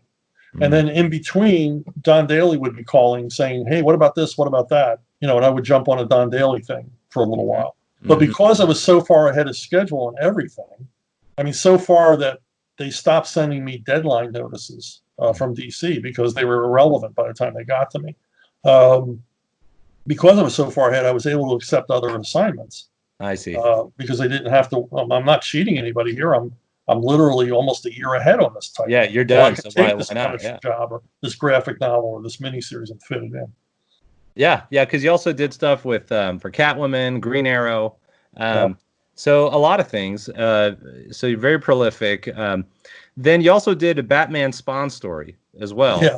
And that's interesting. The crossovers between companies. The 90s was big on that, obviously. Tell us about Batman Spawn. Did you like the Spawn character? Because it seems like they're I don't see how they mix well, personally. Yeah, I didn't get Spawn, and neither did either of the other 2 writers, Doug or Alan. I mean, what happened was we were at a Bat Summit, and Denny said, we're doing 2 Batman Spawn things. One's going to be published by Image. One's going to be published by DC. And he says, I don't want to give the one at DC to one writer. He says, it's not fair because it's going to be a big royalty payer. And so he split it. He said, the regular Batman writers will write it together. So it was Doug, Allen, and me. And we determined who would write what by writing our names on a piece of paper. And Jordan Gorfinkel pulled them out of Denny O'Neill's hat, because Denny always had this ass-kicking fedora that he wore. And Doug got the beginning, I got the middle, and Alan got the end. Uh-huh. And then we realized that none of us had read Spawn, or if we had, we didn't understand it. And so Doug volunteered to get on the phone with Todd McFarlane. He spent most of an evening on the phone with Todd McFarlane while we were at the summit, and Todd explained Spawn to him. And Doug came in the next morning with like this legal pad with all these notes on it, and he explained the character to us so we could proceed. Okay. And if I remember correctly, he and Alan went off and plotted. I didn't have any part in the plotting. Okay. And my only asks were, I want to have Batman make fun of Spawn's cape, and I want Spawn, when they're introduced, to say, "You can call me Al." And Todd said, "Fine," to both of them. So there you go. And so then tell us about the Tangent Comics imprint. You did Secret Six in 1997. That was kind of a Dan Jurgens, side universe. Tell us about that. Yeah, that was. I mean, I don't know quite what they were doing. But they just, basically laid this thing on me like, here, what about this? And, and it's Dan, so it was perfectly laid out and fully realized. I mean, there wasn't really a whole lot more to think about, Right. and it was just basically a new playground to play in. Uh-huh. And so I was like, I like all the guys, everybody working on it. And I wanted to be part of it. So, Yeah. Did you like that kind of other universe scenario, kind of what if scenario? Did you have more freedom, or was it pretty much you're locked into kind of what Dan Jurgens, parameters he set out? No, he kind of left it open ended. I mean, obviously it's freeing because we always work with the illusion of change. I mean, you can't change everything because these characters have been around forever, right? And they're going to be around for generations after us. So you can't make startling, continuity changes. But here you could, kill characters, have them married, have them in different relationships, turn heroes into villains, villains into heroes. I mean, it was wide open. But yeah, it was like I said, it was fully realized, but it didn't tell you what to do. I mean, Dan has too much respect for people to micromanage them. That's awesome. Yeah. Now, one more question before Jim talks about when you leave DC is when you mentioned the illusion of change and writing so many issues for something, does it get, you always have to have that in your mind that it's got to return to status quo in some way. Right. Does that affect your enjoyment of the assignment in any sense? No, because I like the challenge of staying within the framework. I like that. I mean, I did a date rape story in Robin, in which Ariana, his then girlfriend, is almost date raped but gets away. And Denny says, well, I think the story would be more impactful if she actually were raped. And I said, well, first of all, I don't want to portray rape in a comic in any way, no matter how subtle it's shown. And I said, secondly, I don't want that to be part of that character's continuity ongoing. Yeah. We don't know what's going to happen. Ariana may turn out to be Tim Drake's Lois Lane, and I don't want that in her backstory. And he agreed with me. He said that made sense. So, it's things like that you had to be aware of. You wanted to leave everything the way you found it. Yeah, that's good. That's interesting. And that comes down to the betrayal of the character and all that. Right. And that you have a sacred duty. You're carrying this torch too, to some degree, right? Yeah, absolutely. We're shepherds, I mean, we're not auteurs, or at least that's the way I see it. If I make it, this is all about me and I'm going to make my mark on this character, you're going about it the wrong way. I like the invisible hand style of writing where, I don't want you to be aware there's someone thinking about this. So I don't want you aware there's someone creating a story for you. Right. Hey, Jim, didn't Alan Moore trademark or copyright Rape in Comics at some point? Like no one's allowed to do it except for Alan Moore now? No. I almost wish that was true, because then we wouldn't have Identity Crisis, which I think is the most objectionable one I can imagine. I don't know how you feel about that. But I thought that the rape of Sue Dibney, the murder of Robin's dad, everything about that rubbed me the wrong way. I thought it was one of the worst moves DC's ever made. What do you think, Chuck? What's your take on that? Yeah, that stuff, it just gets ugly. I mean, you have to remind yourselves, everybody has to remind themselves, the comics superheroes are basically, I'm sorry, they're created for children, and when you go that far with things, it's kind of fetishistic. It gets weird. Yeah. And it shouldn't. I don't mind, as an adult, I'll read a superhero thing. I mean, I love old Captain Marvel comics and stuff like that, and I'll read them and I'll enjoy them. But always remembering these are children's wish fulfillment fantasies, and you shouldn't mess with that. That's right. When Darwin Cook did DC, he did New Frontier. If he wanted to do the Parker adaptations, which are brilliant, I love those, but that's fine too. But don't bring them and combine them into the same universe. That's my thought on that. Yeah, that's I hate when people talk about gritty comics. It's like, okay, fine, but not with superheroes. Because superheroes are, on beach towels and lunch boxes and pajamas, and you got action figures. I used to use that argument all the time when editors or writers wanted to make massive changes in the characters that I felt were wrong. I got in a big argument with a writer once about there should be a Vertigo version of Superman and Batman. I said, no, there should never be an adult version of Superman and Batman. Yeah, so comics industry, if you're listening, keep the ball gag out of Superman's mouth. That's all I'm trying to say. That's all we're all saying here. And don't have Batman wet in his pants. It's just not good. It's not good. All right, Jim, go ahead. So Alex, before I go into, I was going to do Crossgen next, but I want to ask a few Batman questions as well. We talked about Bane, and I will acknowledge he's probably the big guy that you did, but I feel like we'd be bad if we didn't and get in trouble if we didn't bring up another name, which is Stephanie Brown. Spoiler, is also a key character that you did, and so your thoughts on her and basically her status.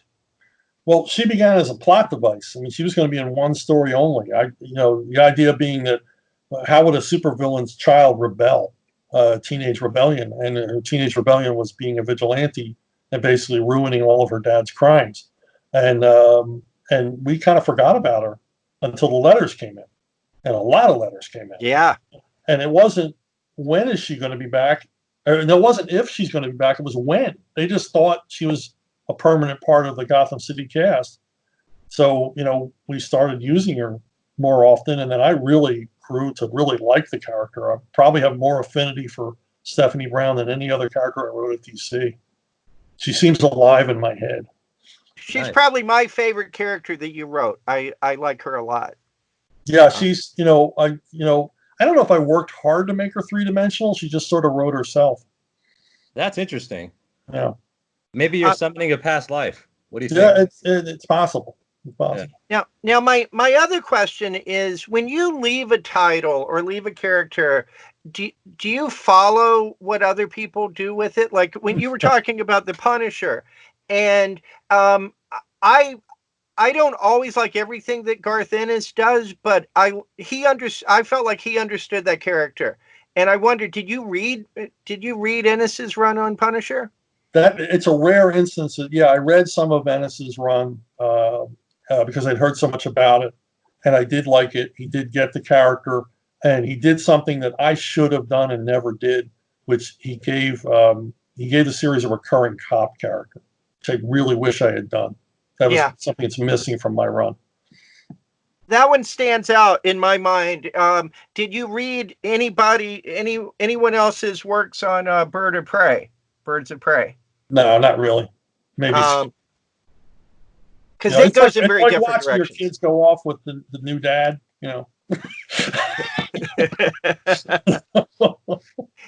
The only other one I would say would be the Ed Brubaker's and Darwin's Catwoman is a real treat also. That was great stuff. Yeah, I read everything Darwin did. So yeah, one of my favorites. Yeah. The other thing I wanted to ask about was you did some Elseworlds, and again, this comes back to one of my earliest questions with you, which were spaghetti westerns. You did those Justice League westerns, and I love those. And you did that Robin annual with just fantastic Beretta artwork, some just great stuff. That last page on that Robin annual is magnificent. But you also did Conjurers, and that seems so not what I would have expected from you in terms of it's so not grounded and so fantasy oriented. Were these just assignments that you would be given, or did you come and say, I want to do another Western superhero as Western book for Elseworlds? Well, the Justice League Western, that was Eddie Berganza came to me with that. And I don't know if it began with Eddie or not. It might have begun with the previous editor. And then I ended up doing it.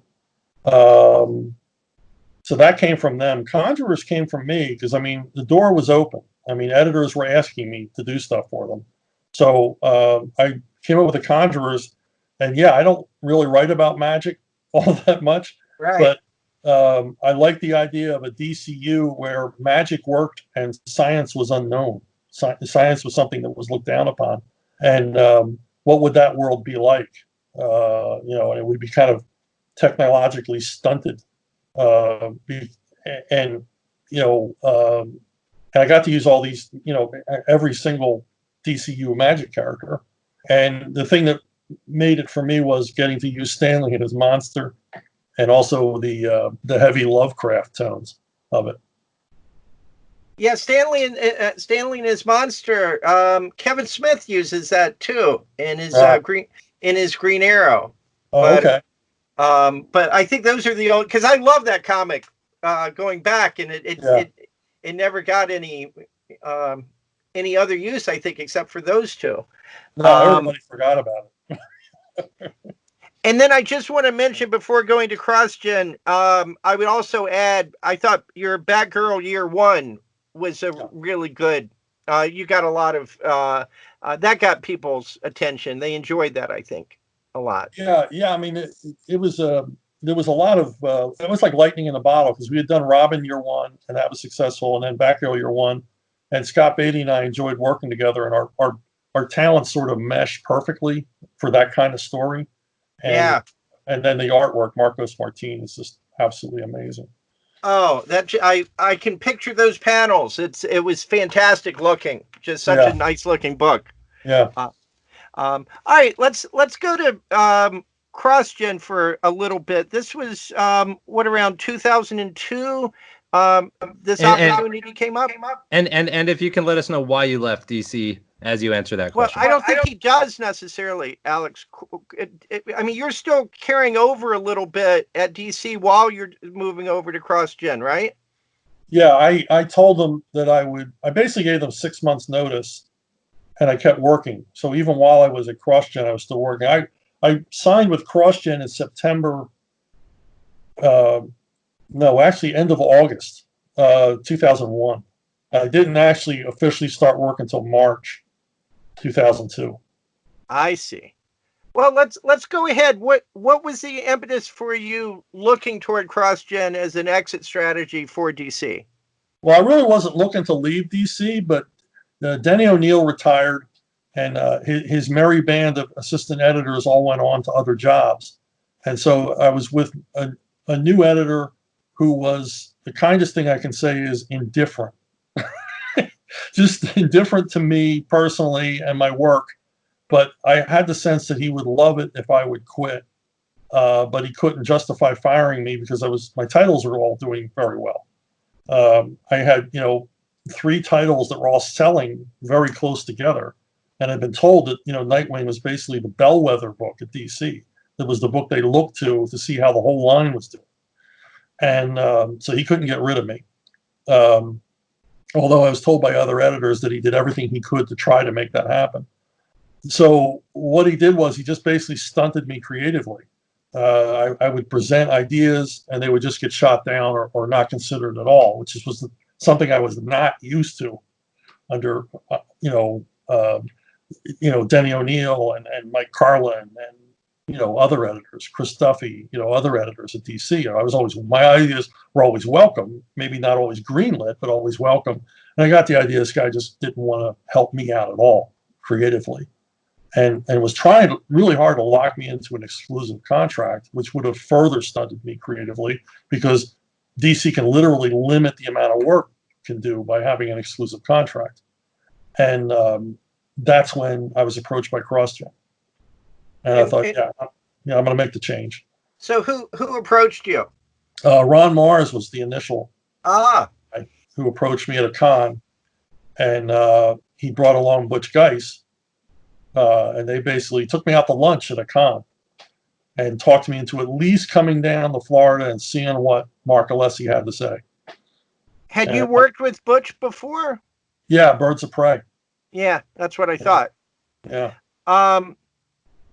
So you went over there. Now at this point, Mark Waid was still writing the stuff for Crossgen, a lot of it. He had quit. I mean, it was understood I was going to be Wade's replacement. I was going to replace Wade. So. And so did you have to go back and reread all of the books so far for Crossgen? Because it was a very tight storyline and universe in some ways. Yeah, I was handled. They gave me all the issues. They gave me this huge binder laying out the universe, and a couple of other binders, none of which I ever even looked at. And my first thing was they wanted me to take over Crux, a Wade title. I took it over. I enjoyed it mostly because I got to work with Steve Epting, but it's frankly a book I never quite understood. And Mark Waid wasn't terribly helpful. He basically admitted he created it on the way from his apartment to the offices one day. But my main task when I got there was to create a martial arts title, set in Asia. And that was Way of the Rat. That became Way of the Rat. And that was my first run-in with Mark Alessi, because he fought me on a lot of the ideas that made Way of the Rat work. But yeah, it was weird because we would, first of all, I'm in an office. I'm right there with my artists. That was all very, very cool. But we would have these meetings, endless meetings. And boy, hell is going to be an eternal meeting. It's going to be a meeting that never ends. And so many of the meetings would be meaningless. It's like, just let me get to work. I know what I have to do. In fact, I could be telling all of you what to do, because these were not comic book people running these meetings. And we had no editors, but we still had overseers, I would say. You built your own little world within the Crossgen world, because the planet Han-Gen, is that how you say it? Han-Gen? Your guess is as good as mine. That was featured in 3 different books you were doing, right? Yeah. Breath. And yeah. And I'm not sure what the other one was, but they all had very different things going on. The only one that was a martial arts book was the Way of the Rat. Is that right? Yeah. Brath was kind of Conan set in a sort of Roman Empire world. Right. So. And the other one was a Japanese China. That was Asian focused too, wasn't it? The Path. The Path was a samurai book. Yeah, the Ron Mars one. Yeah. That's right. Yeah. But now, you had not done a purely martial arts book before, because you hadn't done Richard Dragon yet. No. But your Robin series had a lot of martial arts. And Green Arrow as well. Oh yes, that's right, and Green Arrow as well. You also did a spin-off of Ruse. Was my favorite of the Mark Waid books that he did in that. In fact, that was the only one I was able to read, really. That's a beautiful book. That's a beautiful book. The art's great. The story was super well structured. And you did a spin-off on that. What was that about? Archer's Agents was just basically to play around in that Victorian England kind of world. And I think the impetus behind that was mostly Mike Perkins and I wanted to work together. And this was a way to do that. That's how it started out. And then I kept coming up with storylines. I had another one for Mark. It was a murder mystery set in the Raj in India that gets solved by a Sepoy soldier, and we never got to it. And Mike and I were really in love with that story, but we never got around to doing it. Are you ever going to get to do it? Oh, I don't think so. And then, and I don't know why there aren't tons of these, but I love pirate books, and you got to actually do a pirate book. Talk about that a little bit. Well, when I first met Steve Epting, we sat down because I was supposed to meet with all my artists for the first time and introduce myself. And I love Steve's work prior to this anyway. And we met and I said, I have a 12-issue plan for Crux. And he says, well, what is it? I said, you're going to draw 12 more issues of this, and then we're going to do a pirate book. So I kept talking about a pirate book, and I wasn't getting anywhere with anybody. Nobody would listen to me about the pirate book. And finally, I realized if this is ever going to happen, I just have to make it happen. So I told Steve, this is your last issue of Crux. Here's the script for El Cazador. It's our pirate book. And that, when you're done with this issue of Crux, start on El Cazador. And I didn't get permission, and I didn't tell anybody we were doing it. And Mark Alessi, as he would do, was touring through the studios. He looks at what Steve Epting's doing, and he goes, well, what issue of Crux is this for? And Steve says, it's not for an issue of Crux. It's a new book Chuck and I are working on. It's the first time Mark had heard of it. And so Mark appears in my doorway. What the hell are you doing? What is this El Cazador? And he couldn't pronounce the name. I forget what he called it. And I said, it's a pirate book. We need a pirate book. Pirates, I said, I feel in my bones that pirates are about to happen. The Pirates of the Caribbean was months and months and months away. I said, we got, pirates are the next big thing. And he says, well, I didn't create this company so you could do what you want to do. And I said, well, yeah, if we were doing what I want to do, Steve would be drawing a cowboy story. So, but pirates, we need to do a pirate book. We're the perfect, and we were the absolutely perfect company to do a pirate book. And, eventually he had to admit I was right because it was our biggest seller. It was great. That was the other one I really liked besides Ruse. Those were my two favorite Crossgen books. And we killed ourselves on it. I mean, we had books. Steve and I had books of knots. I mean, because we wanted everything right. And I convinced Mark to get us a computer program so we could make wireframe models of all the ships so that Steve wouldn't have to, so we could meet a monthly deadline, basically, and still have all the pirate ships and everything in it, period accurate and perfectly presented. So by 2004, what happens? Are you ready to leave? Is it? I know Crossgen is crashing down around you, but did you have more stories and more things you wanted to do there, or was it a good time to go? Oh no, I was going to keep on going. I had, especially on Way of the Rat, I had this big storyline that I was leading up to. So yeah, I wasn't ready to go. I mean, I was one of the last holdouts. I wasn't there the final days because I went back up to Pennsylvania. But I was it was a ghost town the last time I was there. But yeah, and I was doing work for other companies from Crossgen. So what did they do wrong? What happened to it? Well, it basically comes down to finances. Mark basically ran out of money and had to begin borrowing. And we began borrowing against basically the promise of Crossgen, which just never came true. We were so close to a movie deal on Way of the Rat through DreamWorks and Paramount. It makes me heartsick to think about how close we were. And if that had happened, Crossgen would still be around. But I told Mark, I said it's like we're rowing to shore, and we just didn't make it. And there were a lot of decisions made poorly at the beginning. We were way too much of a convention presence. There was way too much emphasis on showing up at conventions with a big booth. That's expensive. Every convention appearance cost us like $1 million. It was insane. And it does nothing. It doesn't sell one more content. So. Yeah, it's promotional, but it doesn't really actually amount to more sales. That's interesting. Yeah, because even Marvel and DC weren't showing up then. Yeah, I remember how big Crossgen was at the cons during that period.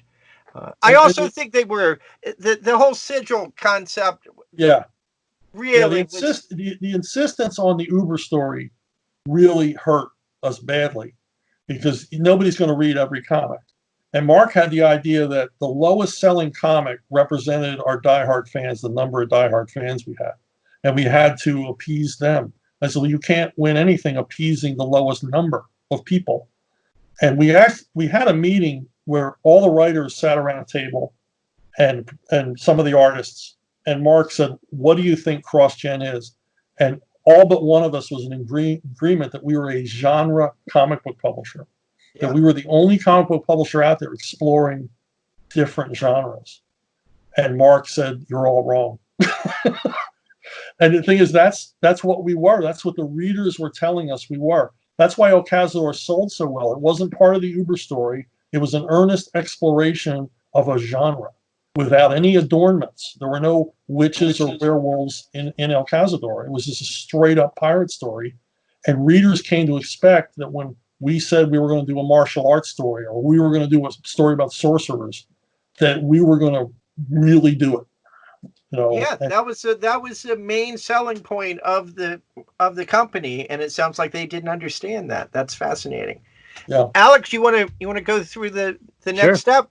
So then, now in 2004, And it sound and probably the collapse of Crossgen had something to do with this. But then you did some work again at DC with Richard Dragon and Nightwing, right? Yes. Was it Yeah. basically like, okay, I don't have regular work at Crossgen anymore. Hey guys, do you have any work for me? Is that basically it? Yeah, we were freed from our contracts, and it was well known throughout the comic industry that we were suddenly freed from our contracts. And so DC and Marvel people started coming down to Tampa to recruit, basically grab people they could. Now, I was not a favorite son at either company, so I didn't get, adopted. I was left in the pet store window for the most part. Well, why weren't you a favorite at that point? I wasn't in with the after I left DC, the editor, my main editor, basically trashed my reputation, so that he actually said that he was angry because of the way I left. Well, I gave them 6 months notice, and he was angry because I didn't come in and see them before I went to CrossGen. Well, my last meeting scheduled with them was on September 12th, 2001. Probably the worst day meeting in New York City. Right after 9/11, gosh. Yes, the day. But that's still not a good excuse, Chuck. Yeah, it's like, no, you should have tried to come into the city. I was told, I had said something in an interview, and I was told that by Paul Levitz, that I had to call and apologize to this editor. And until I apologized to him, I couldn't get work at DC. And so I called and I said, look, I'm not going to apologize. I stand by what I said in the interview. Now, can I come back to work? And he didn't have the cojones to say no. So I did Richard Dragon, I did Nightwing year one, and that was pretty much it for a long time. Oh, wow. Okay. And then I was in the wilderness, Yeah, because now you have Devil's Due Publishing, Moonstone Books, right. Bongo Comics, Simpsons at this point. Yeah, Bongo carried me a lot during that period. So that was a bread and butter type of job there for you. Yeah. I mean, I enjoyed the work and it was challenging, but they paid double page rates, So they certainly really did help out there. Oh, that's awesome. So you're able to make a living. And then how long were you doing that for Bongo Comics? Oh boy, I forget when the wheels came off there. They changed editors, and me and Sergio Aragones got fired. So at least I was in good company. Yeah, that's true. And are you and Sergio? So you've met and talked with Sergio? Yeah. I met Sergio at San Diego Con, mostly because my youngest son is a huge fan, and we got to talk quite a bit at one of the San Diego cons. Okay. And actually, that's when I found out that he was fired at the same time I was. So I felt a little better about it. Aren't you both 6'3"? He's a big guy. Yeah, I think so. Gosh. I mean, I'm 6'1". I thought I was tall, but you guys are definitely. So to see you two, that's literally two giants in the comic industry. And I thought I was tall until I met Adam Baldwin. Have you ever met that guy? God, he's so tall. It's ridiculous. Really? Yeah. Because see, it's hard to tell this stuff on TV. Yeah. You're 6'1"? Yeah. Wow, because I'm only 6'2". Why am I so much taller than you? Well, you mean on the webcam? You mean in person?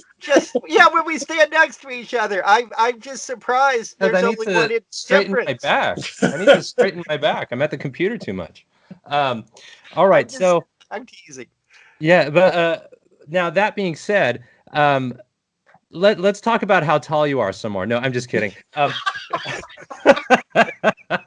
So then in 2006, you worked on Transformers Evolutions miniseries. So it looks like you can basically just kind of do whatever property comes your way. You got to make a living, and you can basically write anything at this point. Well, yeah, I mean, as long as I'm interested in it. I mean, I never say yes to any job. Like I said, I didn't say yes to Robin immediately. I wanted to make sure I could contribute, that it was a good fit.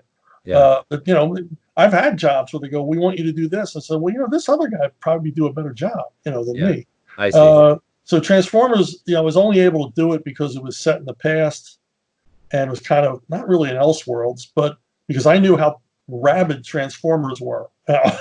They are, enthusiastic to say the least. Yeah. So I was very careful on that one, because I didn't want to do them wrong. I wanted to do something they would like. Yeah, that makes sense. And we all, we actually Transformers fans, because I was a kid with Transformers, and I'm part of that. See, we had our own little Jesus Christ resurrection moment when Optimus Prime was killed in the movie, and then he came back. We all cried, and then we all rejoiced. We went through this, Yeah. so that we had we came out rabid fans, and that ever since. So that's true. Okay, Jim, go ahead with Wildstorm. Okay. So in 2007, you were doing stuff for both. Were you doing stuff for both Wildstorm and for Extreme too? Both of those prints, because you did Profit for Extreme. Extreme. What was I doing for Extreme? Profit. Oh, I think that's a lot earlier. Oh, is that earlier? Yeah, that's earlier. Okay. I wasn't sure when that fit into the. Yeah, that's 90s. And Team 7, that would have been, when was that? Well, Team 7 was in the 90s, and then I came back and did a Team 0 for Wildstorm in the 2000s. I see. Okay, that makes sense. And then you were doing Grifter Midnighter. Yeah. Now, let me ask you about that, because you've made comments about you don't like when characters are changed, but you don't have a problem when they're original. Now, Grifter and Midnighter and their relationship, you don't have any objection to that or to writing that as them as a couple, do you? No, because that's how they were written. Right. Which I think people miss, that it's when if you're having to write suddenly Bobby Drake, Iceman is gay or something, that's a different thing for you. So it's not that you don't like gay people in terms of. It's not that I don't like gay people. I don't like my favorite characters changed. Yes. If you were to say, okay, Two Gun Kid is a Mormon. Well, no, he's not. Well, no, because he's Jewish, which I don't understand. Yeah. It's like, Black Panther is Dutch now. Well, what? Doesn't make any sense. So, did you have any? Were people surprised that you were doing Grifter Midnight, or do people get mixed up and think that you have these preconceived prejudices on some things that you don't actually have? Well, I think people were basically, the people who care about this kind of nonsense were totally dismissive. Like it didn't happen because it didn't fit the template for me. He would never write a gay character because he hates gay people. Right. It's like, okay, well, if that's what you believe, that's what you believe. I thought I did a good job. I wrote that Batman and the Outsiders. There were two lesbian characters and they were established as lesbians. And I thought I wrote some pretty touching scenes for them. That made sense to me. But I didn't get any attention from the right people, which I don't care about their opinion anyway. But I didn't get any attention from them because it didn't fit the template. Now, did the letters page, did people complain? Did they jump the gun and say, oh, don't let him do this? Or it was only, no one really paid any attention? Well, back then there was a lot more pearl clutching about me. I mean, if you Googled my name, homophobia came up, for the first 3 pages. Now it doesn't anymore. It's just my name is not attached to homophobia anymore, thank goodness. But I never made any effort to separate it from it. I got my opinions. Judge my work by my work. But yeah, there was a lot of nastiness on but a lot of times on the internet, if you want to find the nastiness, you got to go looking for it. I mean, nobody really cares. Right. But it's there on all sides, Well, it's there on every subject. I mean, you post free kittens to a good home and, 6 posts later, you're being called a racist. So. Yes, we've had Howard Chaykin on this too. And he well, there you go. There's a light rod. He has opinions on this. He doesn't really, you never know what's on his mind. All right. So, how did you got connected? You were doing DC stuff, and then you announced that you were officially not employed by DC Comics. Yes. What were the circumstances surrounding that? I have no idea what was going on there. They brought me on for Robin to have the return of the spoiler. And then I was up at the DC offices. I stopped in to visit because I was seeing other publishers. I did like a 3-day thing in New York where I was going around different book publishers with some projects. And I stopped in at DC, and Dan DiDio just gets this, wild hair and decides to offer me Batman the Outsiders. And they're going to ditch the issues that were written by, maybe Tony Bedard, I think. They were going to ditch those issues and just start it over again with me. And I'm like, okay. So I literally started writing that day. They said, you have an office that nobody's using. I started laying stuff out. And everything seemed fine, and everybody seemed happy. And with both Robin and Batman the Outsiders. And then the micromanaging began. Can you change this? Can you change that?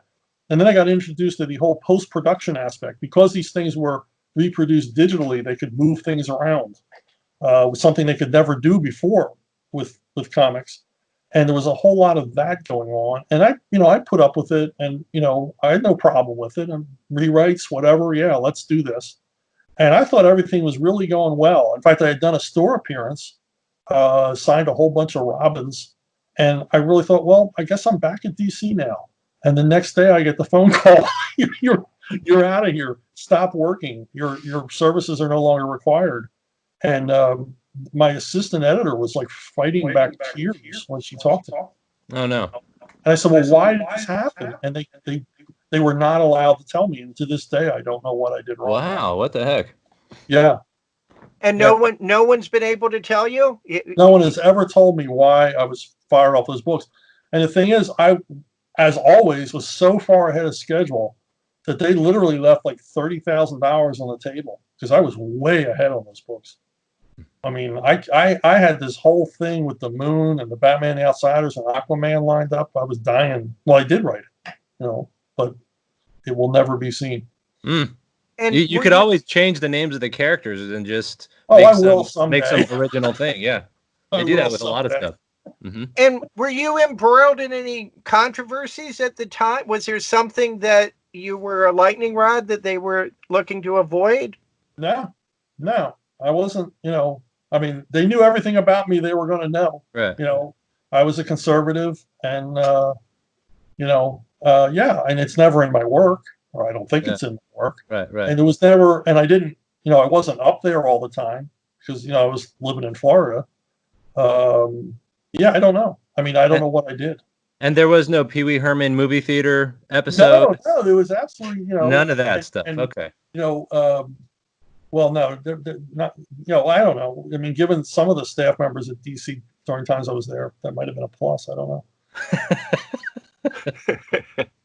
I worked with there were some real weirdos there.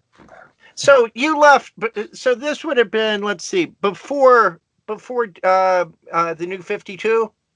Oh yeah. I missed. I dodged that bullet. That's the phrase I was going to use because that was a dark time. Oh. All right, so let's talk about a few different projects, and then I want to get to some other a little bit on one other matter. You got hooked up with Dynamite, and you actually got to do a spaghetti western in all its glory with The Man with No Name, correct? Yes.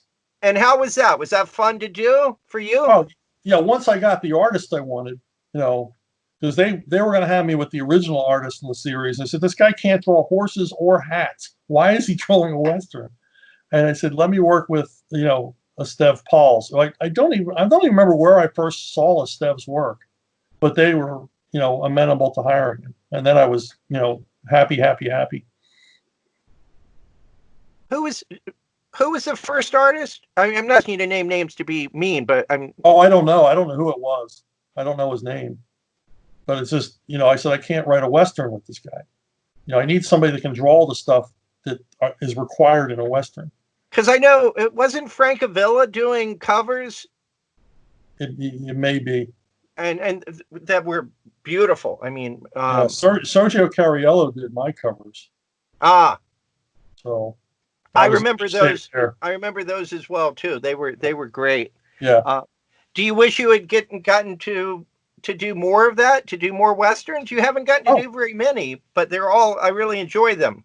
It's my favorite genre. Yeah, because finally got to do a Lone Ranger with the Stev Pauls at Dynamite as well. I mean, yeah, I could write that stuff all day. I mean, I just finished writing a Western prose novel, so it's my favorite genre. But in comics, it's not that popular. That's why when you see Westerns in comics, they got to throw in zombies or something else, to attract the readership. And you also did you went to G.I. Joe for IDW. Yeah. All of this seems like it's in your wheelhouse in a way that you've after leaving DC got to do some things that you really like to do. Yeah. I mean, when I heard IDW was getting the G.I. Joe license, I, got a hold of Ted Adams and I said, "Hey, would you consider me?" And he goes, "Don't worry, you're first on the list." After Larry, obviously. So yeah, I got to do quite a bit and getting to work off of Larry's stuff. That was very, very cool. But I have been able to do a lot of just what I want to do, and with e-comics and crowdfunding and everything else, the gatekeepers are gone. You just do what you feel like doing. Yeah, I want to talk about crowdfunding a little bit. How long did you work on G.I. Joe? Oh boy, I think I did like 40 issues of one title and then a bunch of minis. I probably did like 60 issues of different G.I. Joe things while I was on it. And again, did you leave, prolific, just getting into it. And did you leave just because you were ready to leave? I think they wanted to change direction or something like that, so they canceled all the books and then started them up again later with different people. Right. And I ran into what I always run into, which is, I'm the invisible hand writer, the writer nobody notices. And they would get rid of me and then keep a guy who was quote unquote a fan favorite or had gotten some critical acclaim, even though my book sold better. And but I ran into that all the time. And what about that's kind of like an ivory tower mentality a little bit. Yeah. And what about Expendables and your working relationship with Sylvester Stallone? Tell us that from beginning to end. Well, that is simply the weirdest thing that's ever happened to me. It continues to be a story I can't believe myself. I did an Expendables comic for Dynamite. It was a prequel to the first film. So they sent me the screenplay and I worked on it. I enjoyed it, but it's kind of weird working on a thing that you've never seen the movie, and it came out. And then a few months later, I get a phone call and a woman says, "Will you hold for a call from Sylvester Stallone?" I'm like, okay. So he gets on the phone and he tells you how much he loved the comic, how much he loved the dialogue, and how I got it. I got what he was going for because he wrote the movie. And he said, "Would you want to come out here and have a meeting to help me on rewrites for Expendable 2? So I'm like, yeah, So I went out and nothing really came of it. I mean, I got to meet him, sit in on a production meeting and throw my ideas out there. And it was cool because he and I were finishing each other's sentences. We immediately had a working relationship. And then, they just simply they didn't want me. So they offered me a really low ball figure for rewrites. It would have been like comic book money. And I wanted Hollywood money. So I said no.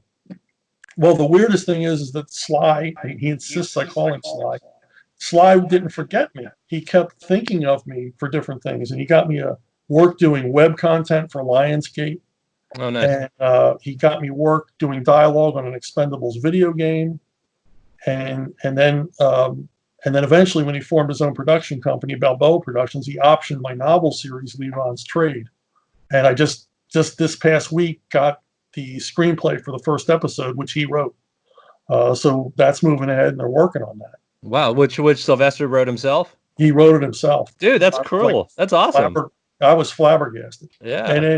And then so every time he did an Expendables movie, he would talk to me. He would call me, and we would just like shoot the shit about Expendables.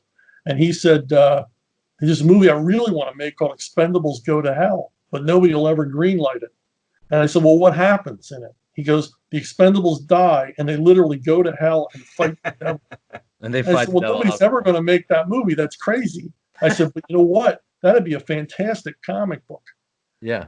And so we talked about it, and things went on, and then it suddenly struck me Richard Meyer, it's like a crowdfunding king, is the biggest Expendables fan I've ever talked to in my life. So I called Sly. I told him Richard's background. He was a Marine. He was in the Army. He was actually in combat in Afghanistan and Iraq. And huge Expendables fan. We want to do a comic book. And Sly said, go ahead, do it. Do whatever you want. And so I called Richard and I said, Richard, sit down. I want you sitting when I tell you this. And for the first 15 minutes, he didn't understand that I meant the actual Expendables. And when it finally hit him, he's like, oh my God, you mean the actual, not like the Expendables, the actual Expendables. We'll get to do a comic book of these guys. I'm like, yeah. And I said, and then that afternoon, I had the first 5 pages written. By Friday, we had art from Graham, and we were off to the races. Now, is Stallone the only one that you have license permission in terms of looking like the characters, or? Yeah, there's only certain ones we have likeness of. When you see the graphic novel, we have the Mel Gibson character in it, but he doesn't quite look like Mel Gibson because we don't have a likeness. We have likeness for the core Expendables, Jason Statham and Jet Li and Dolph and the other guy. I see. So. All right, and then just Airboy came back. I want to close with some of those things. You did a couple of issues of Airboy last year. Is that right? I did the one. Yeah, I did an issue 51 that wraps the story up from the Eclipse days. Because it left as I don't think we made clear when it ended. It left in a cliffhanger, correct? Yeah. Davey has disappeared. He's basically, he and the Heat planted an atomic weapon in Misery's universe. It goes off, and we never see Airboy again. And you got to do you did a Snakes on a plane? Yeah. Probably thinking that was going to be a big seller. Yeah, that was like a last minute thing from Wildstorm. Literally, they decided like a month before the movie was coming out, they wanted to have a comic book. And I had to turn to Scott Beatty. Scott Beatty did a lot of writing on that, ghost writing, because there was just no time. And we basically had to write issues 1 and 2 simultaneously. So now this is the last part that I want to talk about, and it's tricky, but I'm a lawyer, so I'm going to put on my lawyer hat and try to do it. I'm almost mad at you, to be honest, because this is as easy and just as normal an interview as everyone that we do every 2 weeks. Everything you've talked about sounds like everybody else, and I have tremendous respect for you as a writer. But we know going into this that we're going to have people that aren't going to be happy that we're doing the interview. We're going to be unhappy that I'm having this conversation with you. There is a no-win aspect to doing this one that's different than virtually anybody else that we've done. And so I'm just getting that out there. And I apologize for it, but you must realize that that there's an aspect to this that's different from other people's. And just to throw out one quick aside, is that also that I love your stuff as well. I would say that I've seen like old interviews with you from the 90s that you're very much a proponent for the CBLDF and for freedom of speech in comics. And I just want to throw out there that I respect that. Now carry on. Oh, thank you.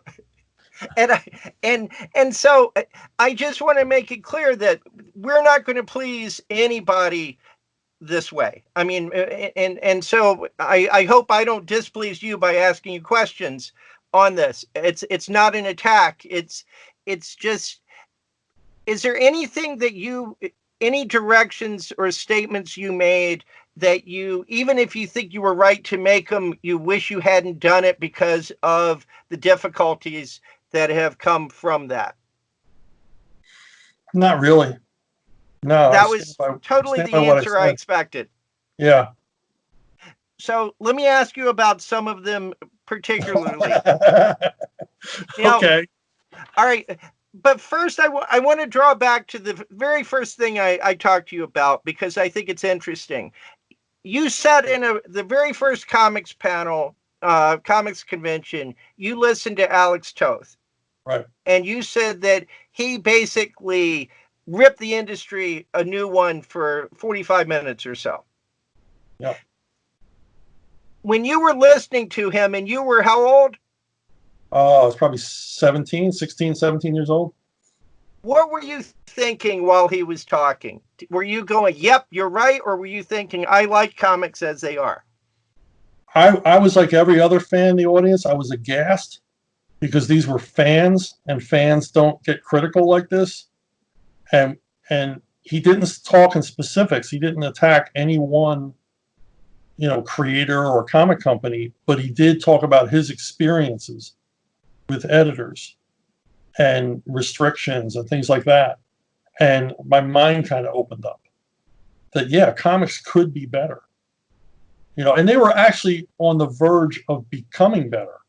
There were some incredible comics done in that period and shortly following. So he kind of, I don't know, tapped into the zeitgeist. So when you're listening to yourself talking and criticizing certain aspects of current comics or certain creators that are now on titles that have reputations elsewhere and so forth, do you ever hear yourself and think, oh my God, I'm Alex Toth now. I'm that the circle has come around from you sitting in that audience to you being that older person complaining about the state of comics today? Yeah, I guess, yeah, I mean, I'll own that. I think as you get older, you become a bit of a curmudgeon, but it's not about, like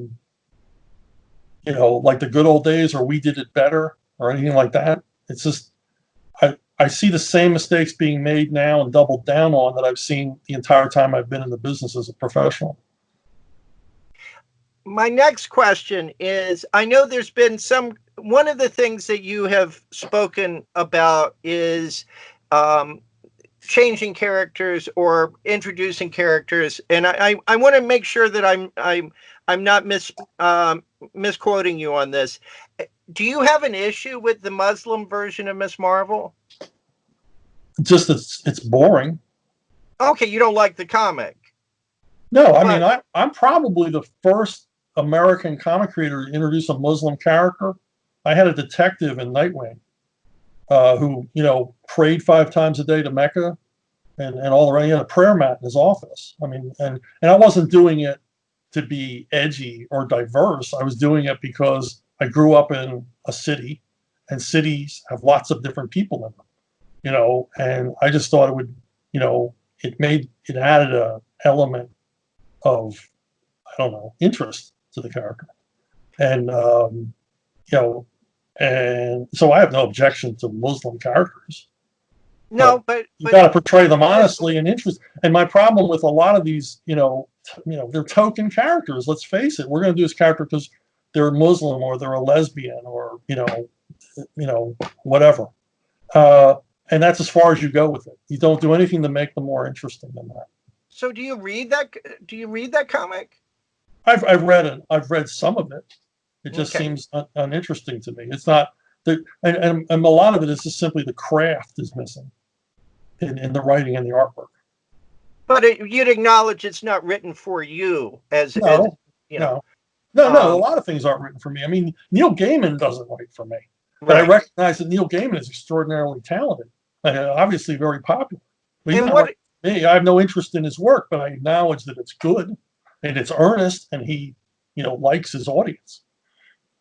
Because obviously she is a popular character in that there's talk of bringing her into the Marvel movie universe and so forth. Or do you think that's not because she's popular, but because there's a different agenda? There's a different agenda because if she was popular, her sales would reflect it. Okay. What about it's like Netflix. Netflix is awesome because it reveals the truth of the universe. Because the people at Netflix can actually see who is watching, how many people are watching. They have basically sidelined every agent in Hollywood because they can go, they're not popular. Your client is not popular, and we have the numbers. So you got to have the numbers. You know, if this Ms. Marvel was a breakout character and a huge hit, I would go, okay, well, that's just the way it is. You know, and I don't get it. I mean, I didn't get the Ninja Turtles. You know. Yeah, I never got. But you understood the radioactive hamsters because you did that book. Well, I eventually understood the turtles. I just understood they weren't for me. I don't know why I didn't understand it because it was right there. They're buddies that live in a sewer and eat pizza all the time and fight crime. I mean, okay, yeah, why wouldn't kids love that? Turtle power. Turtle power. The next one, and there's only a couple of these, but I just the Lady Thor, which was a good seller. We knew it was going to be temporary, and right. Alex, who's resisted to some of this stuff, sometimes read all of that, and he enjoyed it. I thought it was great. I liked the entire run by the author, going back to the one-legged and one-armed Thor and the different ones, and the Jane Foster one. Did you read those, or did you just not like the concept of that happening? I didn't read it. I understood it was temporary. I don't know if I was critical of that. I don't know if I was. I don't remember being critical of that. I wouldn't know enough to be critical about it. And Miles Morales, who you have criticized, and he's not the same Spider-Man. It's a different. Did you see Spider-Verse? No, I haven't. I just think like at DC, it's a dilution of a character. You're confusing the audience by creating these different entities with the same name. I would say that, and I get that point. The only thing is that, like Marvel in the 80s with Iron Man, they had Rhodey, or I think in the early 90s, they had Rhodey also kind of wear the Iron Man suit. Actually, that was 80s and 90s, and then he became War Machine. And I thought that was a lot of fun. And then Miles Morales, you know, I really recommend watching the movie, not from a perspective of, okay, this person gets representation, it's about time. It's not like that. But it's actually really just a fun urban story. And that it's just a different universe, and a spider bit someone else, and then the mainstream Peter can meet that Spider-Man, and they do have actually some fun interactions. And if you look at it more as like an urban story, you might actually, I think you'll like it. Yeah, and Jon Stewart also. I mean, not just Rhodey, but at the same time, you have Jon Stewart, which for an entire generation is their Green Lantern, because he was on the show, on the cartoons. Well, see, Iron Man, I was going to say that Iron Man and Green Lantern, I was going to specifically mention Jon Stewart, they lend themselves, because anybody can be in the Iron Man suit, anybody can adopt the ring. And that's the beauty of those two series, is that it doesn't always have to be that guy. But Clark Kent always has to be Superman, and to me, Peter Parker always has to be Spider-Man. I'm just, I guess I'm just hidebound that way. So tell me about the 2014 op-ed you did in the Wall Street Journal. Yeah, it was about, it was written by myself and the artist Paul Ravoche about a creeping politicization of comics, mostly to the left-wing end of things, and how anyone who thought differently was being ostracized out of the business, either being unemployed or underemployed. There seemed to be a real war on any kind of diversity of thought within the comic book community. So did you want diversity, or did you want a backtracking to where comics weren't, in general, political one way or the other? Because you certainly became politicized more so in terms of your work rather than less. Well, I don't want diversity of opinion in the comics, but if you're, I don't want somebody saying, well, you can't work in comics because you're a Seventh-day Adventist, because of who you are at home. I want comics, mainstream superhero comics, to be apolitical. I mean, any other comic, you want to produce a political comic, go right ahead, but don't make Superman espouse your beliefs. So was Airboy a mistake when you first started doing it? No, because it was kind of wild and woolly, and it presented both sides, because that's the way the creators were. It was a different era. Plus, it was a character. It wasn't a character most readers were familiar with. We weren't taking. I mean, Airboy was political back in his day. I mean, he killed Nazis, he killed communists. We weren't taking an established character and making them into what we wanted to be. We were continuing what they already were. So did you ever tell Denny O'Neill, man, you screwed up the entire existence of comics with Green Lantern, Green Arrow? Oh, yeah. Oh, yeah. That's what I wondered. I told him right to his son. Denny and I got along great, and we were always honest with each other. I would absolutely astonish him with things I said. And I said, boy, I hated those comics. I really hated those comics. And in fact, when I was on Guy Gardner, I wrote a scene that Kevin Dooley made me take out. And it was a parody of the scene where the black man comes up to Green Lantern and basically admonishes him for helping, the purple people and the orange people. What are you going to do something for the black people? And I did that exact same scene, and Joe Staten was going to draw it exactly the same way, except Guy Gardner's response is, get a job. And they wouldn't. Kevin's like, that's a step too far. So there's actually something Kevin Dooley would say, don't put in a comic, which is because we talked to him. He's stuffing girls in refrigerators in some of his stuff. Yeah, he almost made me cry at the Comic Fest. I mean, I was going to go up and be there when Denny first saw that page. I wanted to see his face. All right, so let me ask you another question. Do you identify yourself? If people ask, are you part of Comicsgate, or are you sympathetic to? I know it's just a name to some degree, but I want you. But you have defined it in interviews, and you've talked about it. What is your relationship with it, if you even want to acknowledge that it is a thing? I am the Jesus of Comicsgate. I was the first one to come out, and I was all by myself. I paid for all their sins for years and years and years. And then others stepped out. Others got ostracized and stepped out. Now, Comicsgate I see is basically a pejorative, insulted pejorative to, it's like neocon or, whatever, or social justice warriors, which is also or Pico or, whatever. I agree with you, and I don't really understand what Comicsgate is. I think it's different in the eye of the beholder. And then I see a lot of Comicsgate people are like infighting with one another, which always happens on the right. We never get along with each other. Everybody's got a different opinion about things. And I kind of stay above it. I just stay out of it. I don't know who's arguing about what or who believes what, But yeah, I was the first one out there. And do you think that do you think it went in directions that you like anything that someone starts or acknowledges? Are there aspects of it that you don't agree with?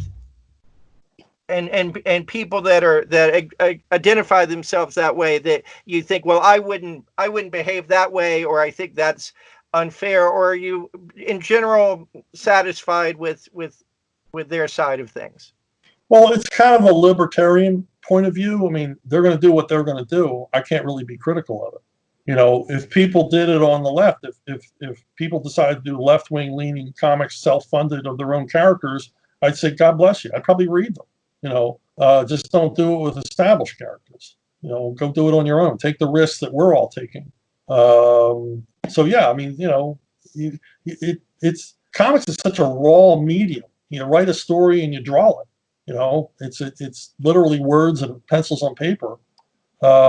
It should be freewheeling and crazy, and everybody just presenting whatever the hell they want to do. That's the way it should be. What about some of the behaviors, though, in terms of online bullying, or and you guys get it too. I'm not saying that everybody. You certainly have received that kind of treatment, but some of the incidents, and I'm not going to go into them. The things I'm talking about. But were there anything where you've thought, I should just say to somebody that respects me for starting this, that's probably not nice to do to people?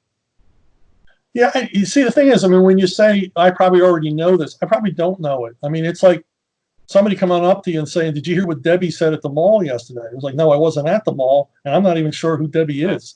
Because the internet is so freaking huge and social media is so freaking huge that a lot of times I'm way, way, way far from the battlefield, and I don't even know what's going on. And when people try to tell me, I'm just like, I'm not even really interested in hearing this. So is there a lot of nastiness and sniping on the internet? I mean, big surprise. I mean, all you can do is massage your own experience by, blocking people or limiting people's access. I don't go on the internet fighting with people all the time because what's the point? Like, I have work to do.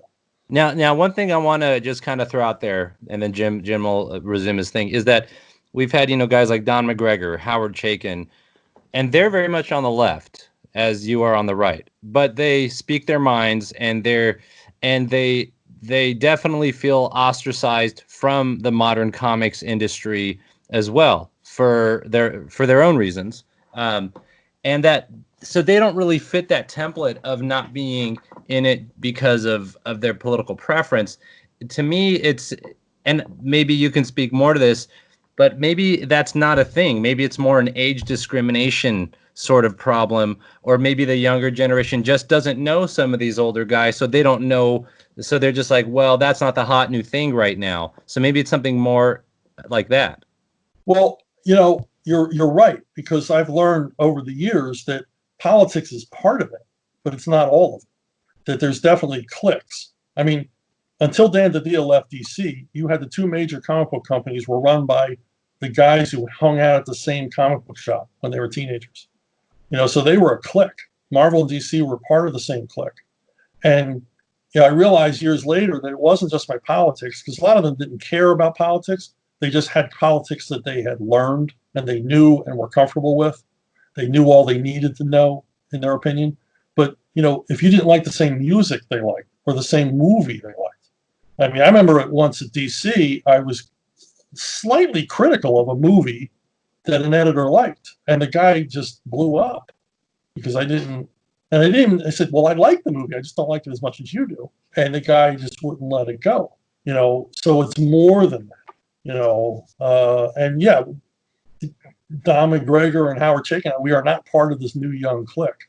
But, that's no reason why a lot of these guys are underemployed. I mean, the yardstick I use is that Jerry Ordway does not have a monthly title, either as a writer or an artist. And in that situation, there is something wrong with the industry. Why would you allow that guy to be unemployed or underemployed in this medium? Oh, and we could name others too. I mean, I just used Jerry as an example. He's an all-rounder. He's good at both jobs, and at the peak of his powers. Yeah, and it doesn't make sense. I agree, and some of the writers as well. You included that are consummate craftspeople, and it's frustrating sometimes. And then one last thing I'm just going to throw there, and then I'm done with is. Then the other thing is some of it's generational. Like me and Jim, we have really different ideas about what our ideal Superman is. Like he hates John Byrne's Superman. I like it. He likes kind of the Superman representing something more positive, and I get that. I think some of that's generational. The one thing is about Comicsgate that I hear about from friends, and I have friends on both sides of it, but. Is the problem is that when there was some, I forgot who it was, one of them that associates with Comicsgate or says they held up pictures of female editors from Marvel. They were like, it was a picture of like young, 7 the women. Milkshake Squad. Yeah, right. They were like 20 something, and then they held it up to mock. And my only thing is that do comics that were originally supposed to be written for 12 to 18-year-olds, are they supposed to continue to appease older guys that collected it at the newsstand in their local pharmacies? Are they or should they talk about trying to transmit it to a younger generation? How much of this is generational, and then also using that sort of belittling to then increase crowdfunding? It just seems like there was a bit of a technique that was kind of used to almost take advantage of some of those older dude readers that kind of wanted some of the old days coming back, and utilizing some generational sexism to fill their bank accounts What do you say about that? Well, I don't think I believe it's Richard Meyer we're talking about, and I don't think that it was cynical in any way, because I don't believe that he was into the publishing end of it. He might have been, but there is a huge number of disillusioned or dissatisfied fans who are not served by a lot of the output from the big two, who are looking for something to support, something to like. So yeah, I don't think it was connected to him. I think it's just Richard. Richard is unguarded. He says what's on his mind. And as to the generational aspect, that's the biggest problem with comics, is we lost a generation. When we left the newsstand, there were nowhere for kids to see comics for the first time, except maybe at the public library. They never didn't. Nobody goes into a comic shop cold. Some kid isn't going to go, hey, I want to go into that comic book shop. He's got to see them somewhere else first. And there wasn't any place to see them. And as to aging fans, I've been talking about that for years. I mean, we need new blood in the comic book readership every few years. It's just like children's books. You get new readers coming in all the time. We haven't had that in 20 years. Nothing like that in 20 years or more. And so you've got the same guys reading them. I made a joke years ago that eventually you're going to want, Superman in a wheelchair, Batman with a walker. And go, oh, I'll never want that. Yeah. Well, you're going to, when you're in your 70s reading these books, maybe you will. Maybe the only way you'll relate to them is these characters age with you, which is where we get the darker, grittier, grimmer stories, the more cynical stories, and what kid's going to want to read that crap? So, I guess that goes back to my line of questioning about Ms. Marvel and Miles Morales, that these are for kids of that age. They're young characters, and yes, they have names attached because let's face it, if you don't have a name attached, it's harder to sell a new comic. It's hard to have static and have it sell, whereas it's easier to have something like Ultimate Spider-Man. And it certainly was successful in that the movie made a ton of money and people saw the movie and now are going to go and buy. And so it's good for the industry in that respect. But I respect your view on that. I want to ask you one final, because Alex brought up somebody, but I want to bring up a different name, which would be Theodore Beale, who has a pre-existing as Vox Day. I mean, I think that's a different thing to some degree. And you have done or are doing work for him on something that's named Alt Hero, which with the very name of it is inflammatory to a lot. It's poking because of alt white, and I don't think that's a coincidence that it's named that way. And it does scare maybe not the people that are going to traffic in those books anyway. But I just want to ask you about some of that, because things like Daily Stormer as a title, and I mean, these are names that cause concern, but primarily one has to stand with the people he associates with. And when Vox Day says that blacks are a subspecies and half savages, and that we have to secure the existence of white people and a future for white children, comments like that don't sound like the person I've spent the last hour and a half or so with. And I don't believe that. And you didn't say these things, but when you're working for somebody who does say those things, is there anything you want to say in response to that? Well, I did an interview with the Rolling Stone in which they asked these same questions. And I'm like, well, why didn't, I worked for a lot of different kinds of people, and nobody's ever asked me about who I worked with and what their personal opinions were. Nobody asked me who they were at home. And, a lot of interest in Vox. I understand Vox is beyond controversial. But he contacted me and basically set up a thing where I could do whatever I wanted. He doesn't tell me what to write. He doesn't tell me what direction to go into. He doesn't touch my work at all. I'm free to do whatever I want. But he's giving me access to a global audience that he didn't otherwise have. And as I said to the Rolling Stone guy, I says, well, what am I supposed to do? I don't have your permission to work. I need permission from the right people to work. Am I supposed to get a job at Home Depot? I mean, right. And some of this is probably because ageism may have shifted you toward that, wouldn't you say? Yeah. But if it's age, I've heard that argument. It's ageism. Well, if it's ageism, it's been happening since I was 47. So, and there's other guys. There are other guys my age out of work. There's other guys my age still working. So, I don't know. Part of it is just Fox. I don't even agree with a lot of stuff Fox says. I mean, I'm not politically in line entirely with Fox Day, but he's given me the freedom to work. So is it just you got to pay your bills, so you got to work? Is that the deal? Well, and also it's interesting work. I like to work. I like doing it. It's compulsive at this point. I've reached. Every writer talks about burnout. It's never been an issue with me. If anything, it's the opposite. So I got to have an outlet for this stuff. Do you write with knowing that his brand is all hero? Do you write with the notion of who his readership is? I know you have a character that wraps herself in a Confederate flag. Yeah, but see, I don't write that character. All hero is one title. I write a comic called Avalon, which was within that universe, right? And has a diverse cast. I mean, one of my heroes is Filipino. I've got a black cop. I got this, and he doesn't say don't do that. Make sure the cast is all white, like every other urban comic, and it's an urban comic that I've ever done. It represents the real world. Not for diversity as a virtue on its own, but just because that's honest. And he's never once said, don't do that, or you should go in this direction or that direction.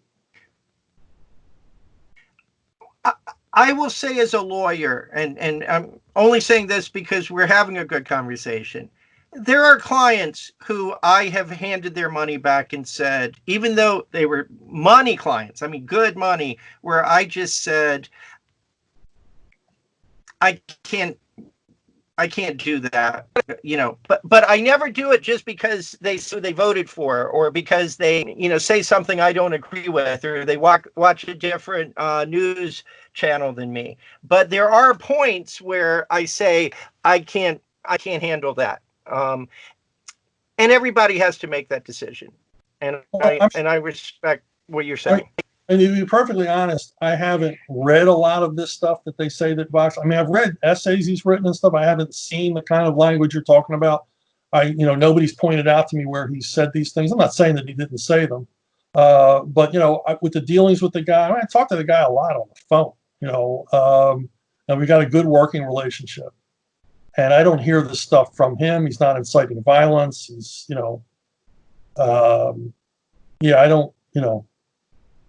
I don't see any reason to part company with him. I don't have a bad taste in my mouth when I work for him. Okay. The only other thing I would say, because you made the Rolling Stone comment, let me just say that Alex and I always ask people, what was Jim Warren like? Or what was so-and-so like? We do ask about what you think of, people think of their employers, and what was it like to work with such. So this would have been a question, whether or not controversial or not. We often do that. So sure. No, because no, absolutely, I understand that. You guys are curious about that stuff. I mean, you've asked me what a lot of people were like here, and that's fine. But when the general mainstream media, their only interest, they've never shown any interest in me at all before. Now all of a sudden they want to know everything about Vox Day. Basically they don't even want to know everything about him. They want to confront me with who they think he is and have me respond to it.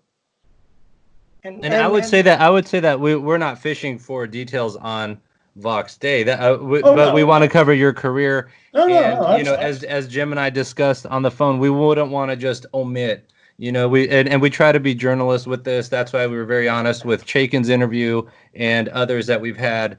So that's where we're coming from. Yeah. I mean, it's historians. So I get it. I don't mind. I've courted controversy and I'm willing to stand up to it. And you answered every question I asked you. So I that's all you can expect of anybody, and I appreciate it. Alex, bring us home. No pleading the fifth on this podcast, everybody. Well, Chuck, honestly, I had a great time. I think I could hear from Jim's tone of voice that he had a great time too.